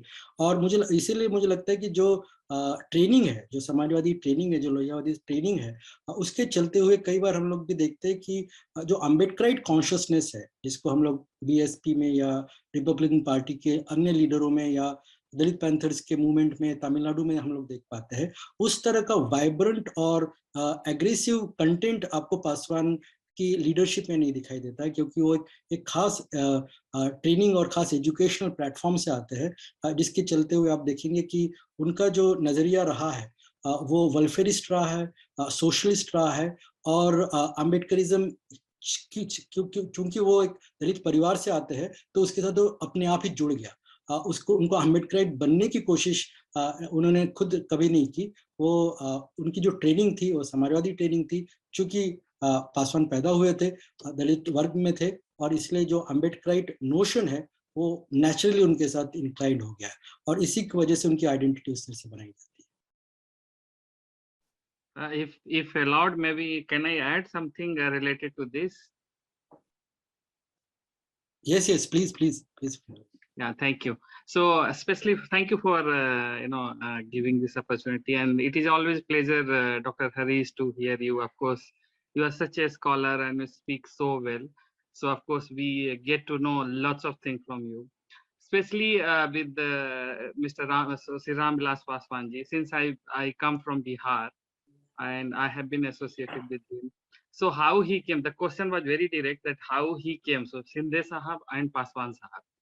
I think Paswan Sahab जब हम बच्चे थे, so I remember there were some lines which used to come. So एक जो सबसे पंचिंग लाइन था, हर घर के जो जितने दलित के घर होते थे उस पे कैलेंडर होता था, उस पे लिखा रहता था, मैं उस घर में दिया जलाने चला हूँ जहाँ सदियों से अंधेरा है.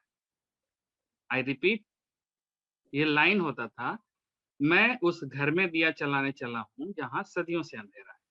ठीक है, ऑफ कोर्स ये बहुत अच्छा लगता था, जहाँ पे व्हेन वी हार्डली न्यू. मुझे याद है कि वहाँ एक बिहार दलित विकास समिति करके एक ऑर्गेनाइजेशन बना, जो बहुत रूट लेवल पे जो भी दलित एक्टिविस्ट थे, वो गांव-गांव में जा करके ये चेतना को बढ़ाने का कोशिश की, दलित आंदोलन. दूसरी चीज, डॉक्टर अंबेडकर के बारे में जो आप बोले कि उनका ये था कि by default it came. So just to give you history, his father was very much like associated with Kabir. So Kabir का जो उनका philosophy था ना, पूरा embedded था.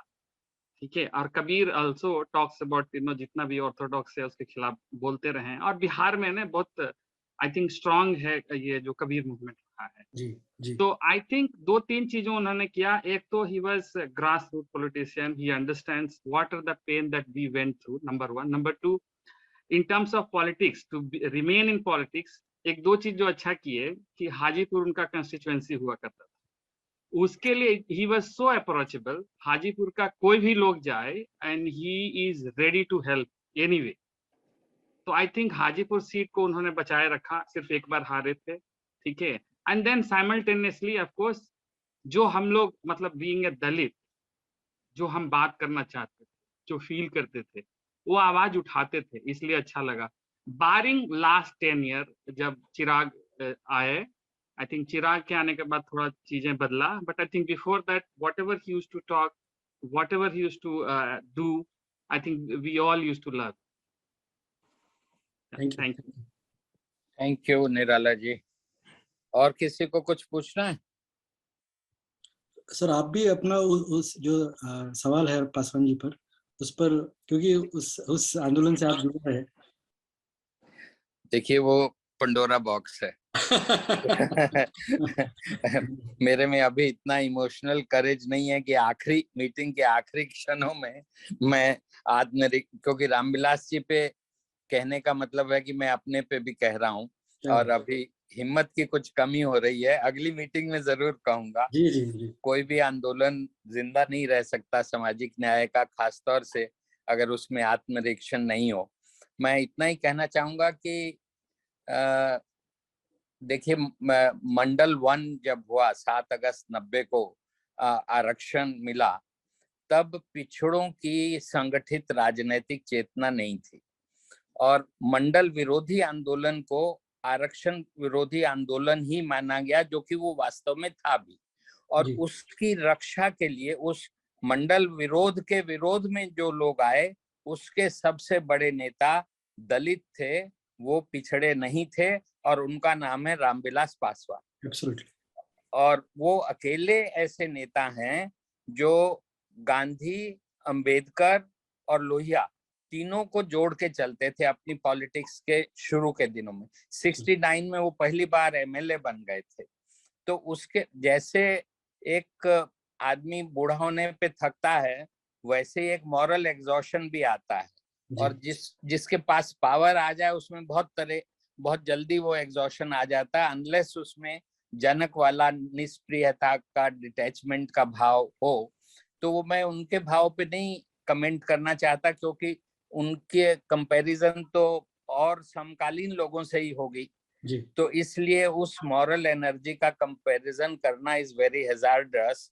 उसमें एक बहुत बड़े दलित नेता, मेरे कुछ दोस्त मानते हैं जो प्रो दलित हैं, खुद से नॉन दलित सोशलिस्ट की बात कर रहा हूं मैं वो खुद ही अपनी बात रखेंगे। उनका कहना है कि ये इररिलेवेंट है, मास पॉलिटिक्स में का अलग डायनेमिक होता है और उसमें डायनेमिज्म देखना चाहिए। लेकिन मेरा मानना है कि जो उत्तर प्रदेश में जो हाल हो रहा है, दलित आंदोलन सबसे ज्यादा सशक्त वहां हुआ जी, और उसका श्रेय अब मायावती जी को दिया जाता है और उसमें कहा जाता है कि ये सिर्फ जाटुओं की हो गई, कास्टिज्म करती थी, कास्ट से बार्गेनिंग के सेंस में अलायंसेस करती थी। मेरी ये अंशतः सच है। उसकी जो खत्म होने की नींव रखी वो भी उसके फाउंडर ने रखी, काशीराम जी ने। अभी राहुल गांधी ने दलित ट्रूथ्स का लॉन्चिंग में कहा कि उन्होंने पूरे दलित समाज को जगा दिया। इतना सच है, लेकिन मेरे हिसाब से 3/4 सच है। 1/4 बात ये है कि वो पब्लिकली कहते थे, जो पॉजिटिव मैसेज था वो ये था कि ये खड़ा हुआ कलम है भारतीय समाज, मैं इसको ऐसा कर दूंगा। लेकिन दूसरी ओर वो ये कहते थे, मंडल के बाद भी उन्होंने कहा कि मैं वो मंडल का कमीशन का समर्थन नहीं किया। वो चुप रहते थे या हल्के से ऐसा बोल देते थे कि विरोधी जैसा लगे। और वो बोलते जो थे वो जो सीमेंट होता है किसी भी आंदोलन के बनने का, वो आदर्शवाद होता है। बामसेफ में रह के, तमाम DS4 में रह के, जैसे दलितों ने गांव-गांव घूम के बनाया, वैसा काशीराम जी ने जैसे चप्पल और 2 जोड़ी कपड़ों में और साइकिल पे पार्टी खड़ी की, तो ये एक अलग तरह की लाइफस्टाइल की मॉरलिटी है। लेकिन पॉलिटिकल मॉरलिटी पे वो ये कहते थे कि मेरे लिए जो भी दलित समाज के हित में होगा मैं वही करूंगा। तो यानी उसमें एमोरल होना, नैतिकता का मानदंड, अपने विचारधारा, वो था नहीं। वो समाज का मतलब भारतीय संदर्भ में दुर्भाग्य से जाति होता है। तो अगर आप अपनी राजनीति के दायरे को खुद ही सीमित करोगे तो उसका वही हश्र होगा जो यूपी में हुआ है। इसलिए हम तमाम सामाजिक न्याय के आंदोलन वालों को वो moral, less unequal society is more moral, तो इस माने में लालू प्रसाद के सब गुनाह माफ हैं। मैं तुलना में नहीं कह रहा हूँ, फिर से काशीराम जी और लालू प्रसाद जी की वो एक ही थे कई मानों में। लेकिन लालू प्रसाद ने जिस तरह से आवाज दी, लेकिन उसके बाद जैसे नीतीश आए और अभी तक जमे हैं, उसके पीछे भी ये सब कारण हैं। तो सामाजिक न्याय आंदोलन को अपनी कमियों के बारे में भी समूह में बैठ के सोचना चाहिए और उनको उस यूनिवर्सल लैंग्वेज में अगर नहीं उन पे बात करेंगे तो राइट विंग उसका दुरुपयोग करेगा। क्योंकि अब सबसे इमोरल, सबसे अनैतिक शक्ति तो अभी का राइट विंग है। जैसे वो चुनावों में पैसा खर्चते हैं, अपने विरोधियों पे UAPA लगाते हैं, अब ट्वीट करने पे वो आसाम में भेज दिया, तो और जिस तरह से रेप करने वालों के पक्ष में झंडा लेके खड़े हो जाते हैं, तो उनकी अनैतिकता के सामने कोई अनैतिकता जो है वो बड़ी नहीं है। ये बात समझते हुए हम लोग अपने घर को संभालें। ये अभी आपके प्रोवोकेशन के कारण मैं बोल रहा हूँ, लेकिन मैं ज्यादा जो बात कहना चाह रहा था, जो सवाल आए वो उसमें थोड़ी सी जातियों ने आरक्षण का फायदा उठा लिया है, जातियों दलित जातियों में एकता क्यों नहीं है, उस पे मेरा ये कहना है कि क्या उत्तर प्रदेश में एक ठाकुर के मुख्यमंत्री होने पे सब जगह के SP DM मेजॉरिटी ठाकुर नहीं हो जाते हैं? तो ये जाति संरचना, अपर कास्ट का जो सेक्शनल यूनिटी है जाति के आधार पे, वो हमको दिखती भी नहीं है और हमको सालती भी नहीं है, उससे हमें कष्ट नहीं होता। लेकिन दलित अगर अपने असर्शन करता है तो उससे हम लोग परेशान होने लगते हैं। एक बात ये। दूसरा, ये जो कहना है कि एक जाति ने ले लिया, वो फिगर्स के हिसाब से सच होगा, लेकिन भारतीय समाज में, और राम मनोहर लोहिया इस बात को बार बार कहते थे कि जाति की संरचना ऐसी है कि इसमें अवसर सिकुड़ता ही जाता है, उसमें सिमट जाता है। तो कोई भी जाति रहे, जिसके पास मामूली भी सत्ता रहेगी, तो वो फिर उस जाति से निकल के परिवार में, जिस तरह से लालू जी की सत्ता हो गई, लालू जी के परिवार की हो गई, मुलायम सिंह जी के परिवार की हो गई, मायावती जी ने अपना एक घेरा बनाया। तो ये जाति का दोष है।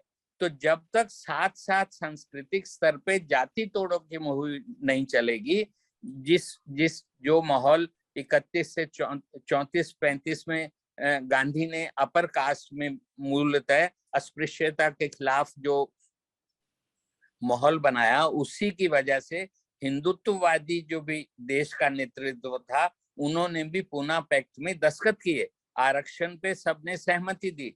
लेकिन आज पार्टियां किस भागवत बेचारे बयान, उनको मालूम है दलित पिछड़ों की वोट की ताकत, फिर भी रोका नहीं जाता, बीच बीच में आरक्षण के खिलाफ वो बयान दे ही देते हैं।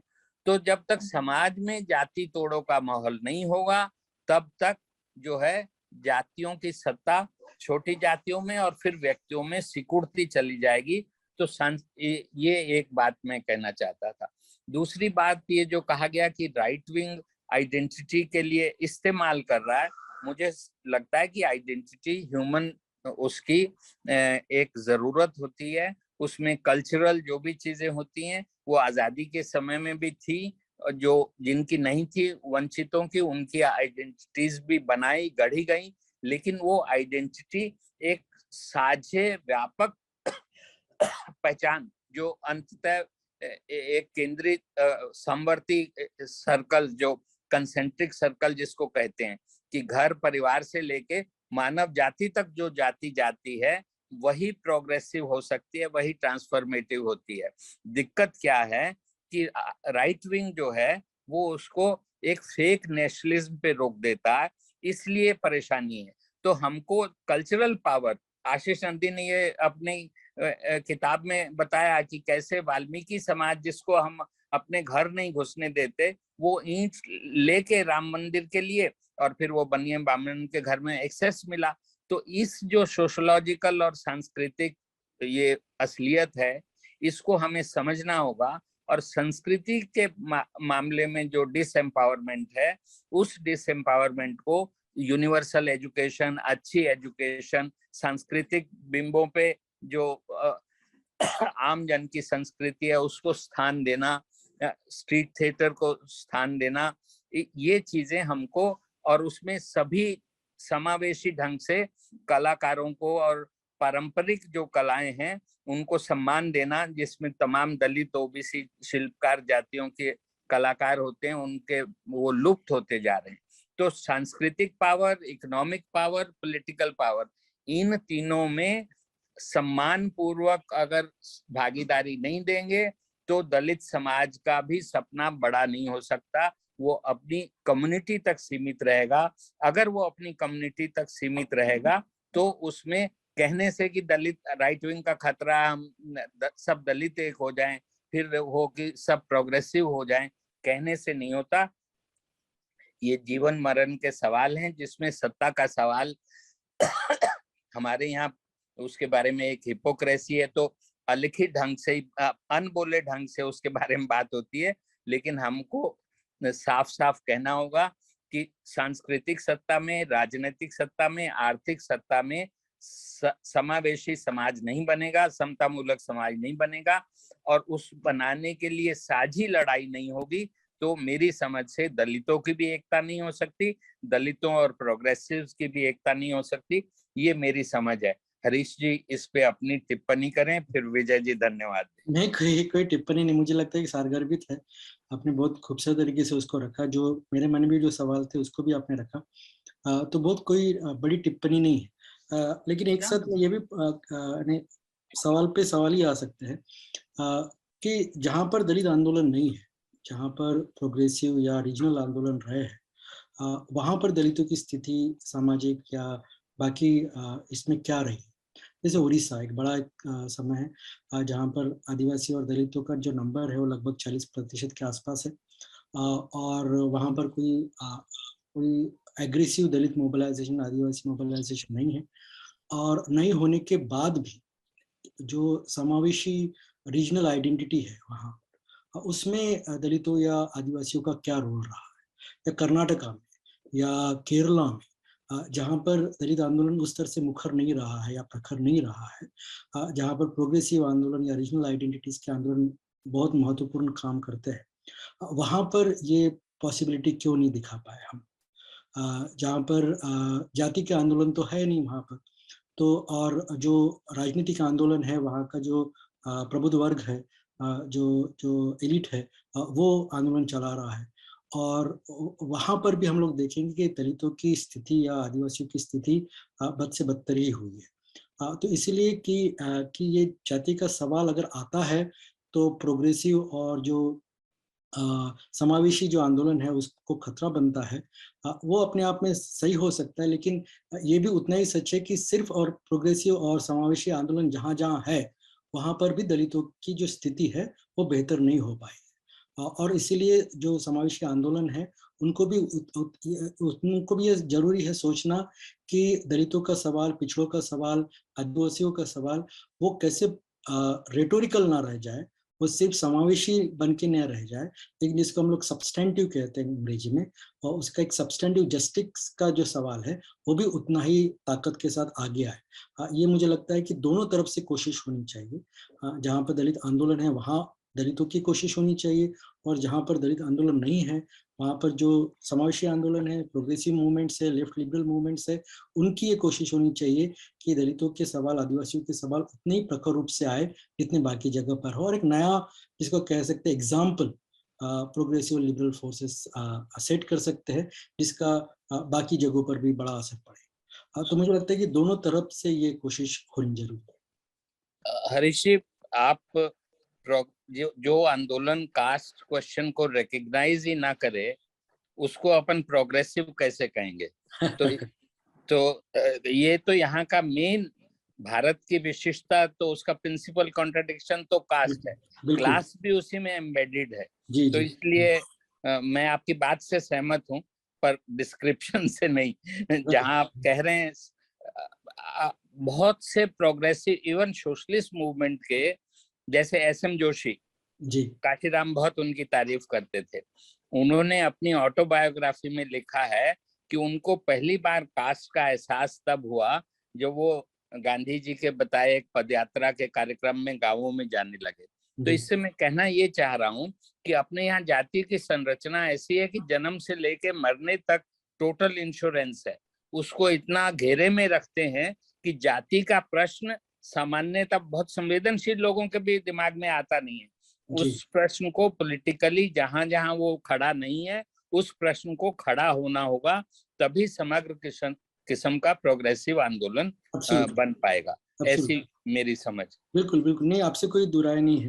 आप जो कह रहे हैं, मुझे लगता है कि मैं भी वही कहना चाह रहा था कि जहाँ पर प्रोग्रेसिव मूवमेंट है, जहाँ पे चाहे वो लेफ्ट का हो या कांग्रेस का हो या और जो रीजनल पॉलिटिकल पार्टीज है, वो जब तक जाति के सवालों को भी उतना ही इम्पोर्टेंस या प्राइमेसी नहीं देते हैं, तो ये एक्सपेक्ट करना कि जो जाति के आधार पर मूवमेंट चले हैं, चाहे वो बीएसपी का यूपी में हो या लालू प्रसाद यादव का मूवमेंट हो या गुलाम सिंह यादव की पार्टी हो, इनसे एक्सपेक्ट करना मुझे लगता है थोड़ा सा गलत होगा।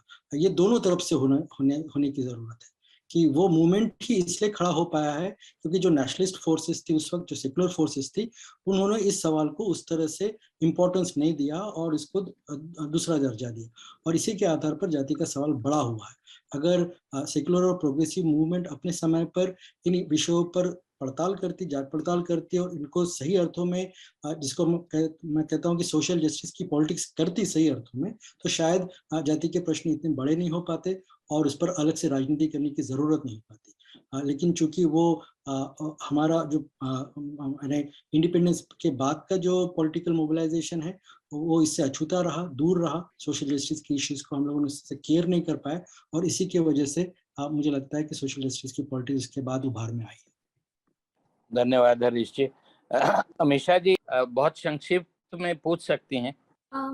सर, तो मैं बस मेरा एक कमेंट था आप ही के मतलब आपने जो कहा उस पे, प्रताप सर ने जो कहा उस पे कि काशीराम जी ने ही कहीं ना कहीं बीएसपी की जो मूवमेंट थी उसके एंड का कॉर्नर मतलब नींव रखा, ये कहकर कि मतलब मॉरल इशू पे जहाँ सवाल आता है तो काशीराम ने वो कहा जो मेरे समाज के हित में होगा मैं वो कहूंगा। तो उसको हाँ बद्रीनारायण जी ने भी यही लिखा है कि वो मॉरल क्वेश्चंस पे थोड़ा सा आप इमोरल उसको बोल सकते हैं, बट सर मेरा मानना ये है, मेरा सोचना ये है कि जहां हम ये बोलते हैं ना कि मतलब इलेक्टोरल पॉलिटिक्स को आउटकम लेकर ये सोचते हैं कि वो आउटकम उस इमोरालिटी का रिजल्ट है, तो मोर ओवर हम एक बहुत ही कॉम्प्लेक्स पॉलिटिक्स को जो यूपी की है उसको जनरलाइज कर दे रहे हैं on the notion of moral, because what can be moral and what is not moral in electoral politics cannot be just defined on the basis of electoral outcomes itself, specially in UP. ऐसे तो मैं ये भी कह सकती हूँ कि मायावती ने जब बहुजन हिताय बहुजन सुखाय से सर्जन हिताय सर्जन सुखाय पर वो गई, तब वहां से भी बीजेपी का बीएसपी का डाउनफॉल देखा जा सकता है। तो मतलब मैं आपसे इस जगह डिफर करूंगी, मैं आपकी सारी बातों से सहमत हूँ कि एक लार्जर मूवमेंट को एक ह्यूमनाइजिंग मूवमेंट पे भी सोचना चाहिए, बट फिर मैं एमएसएस पांड्यन सर का यहाँ पे थॉट लाना चाहूंगी कि when we talk about the greater good of all, who are we losing in the sense of the topic of greater good, for whom it is a loss when we talk about the greater good, and there we think that yes, greater good has to be talked about, the basis has to be social justice as you just said. So a little different from you, but I just wanted to raise that point.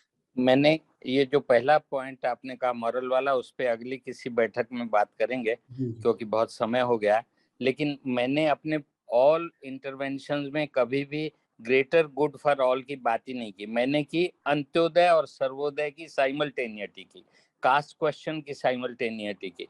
तो उसमें शायद मेरी बात स्पष्टता से नहीं कह पाया मैं, पर मैं आपके क्रिटिसिज्म से सहमत हूँ जो पांड्यन जी कहते हैं कि जब आप सबकी बात करते हैं, जाति को आप देख नहीं पाते, नॉर्मल सर जो पीड़ित और प्रताड़ित है उसके अलावा बाकी।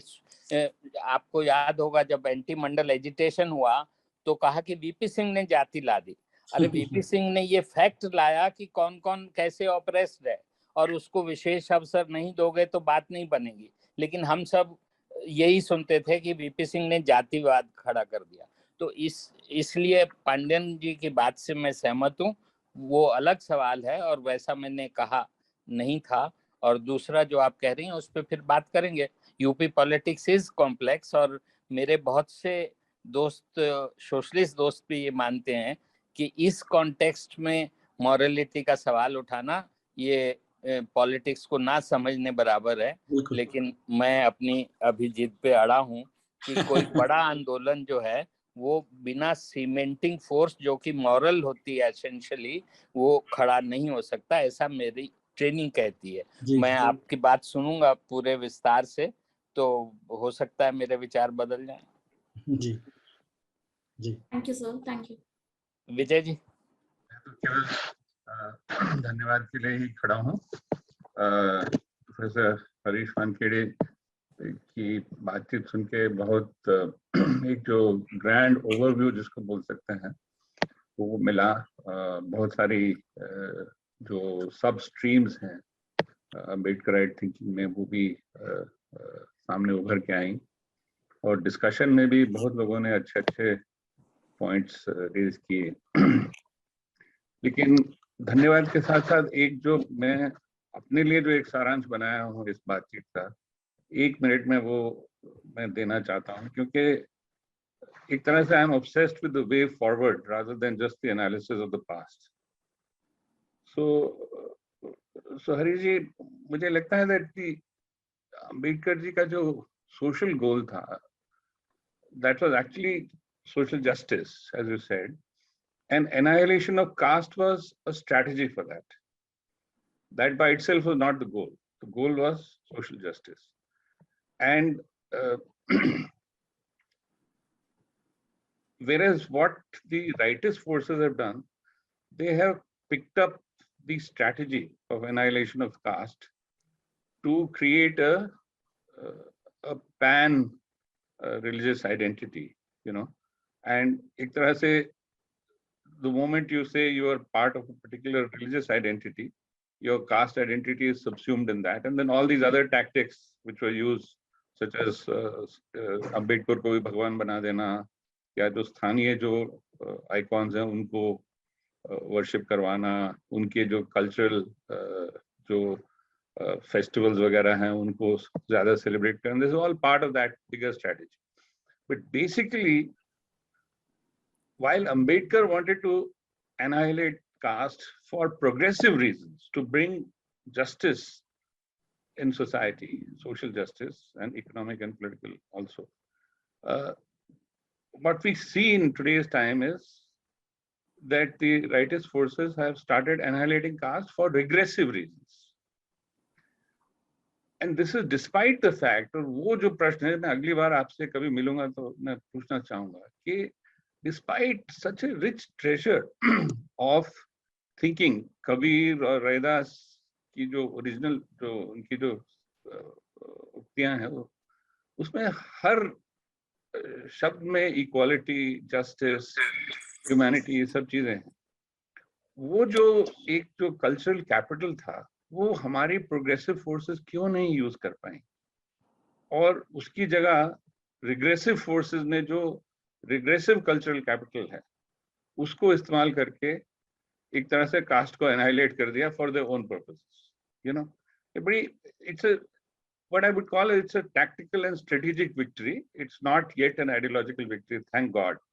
And I look upon intellectuals like you and Vijay Pratap ji to help us cross this paradox and go back to the, you know, liberty, equality, fraternity has not come from the French Revolution. It was, if you read Kabir's sayings and Raida's sayings, ये तीनों शब्द तो हैं और हमारे idiom में हैं, लेकिन वो हमारे प्रोग्रेसिव फोर्सेस ने इस्तेमाल नहीं किया. I think that was a very big throw away, जिसको कि हमें दोबारा फिर से एक बार पकड़ के आगे चलना पड़ेगा.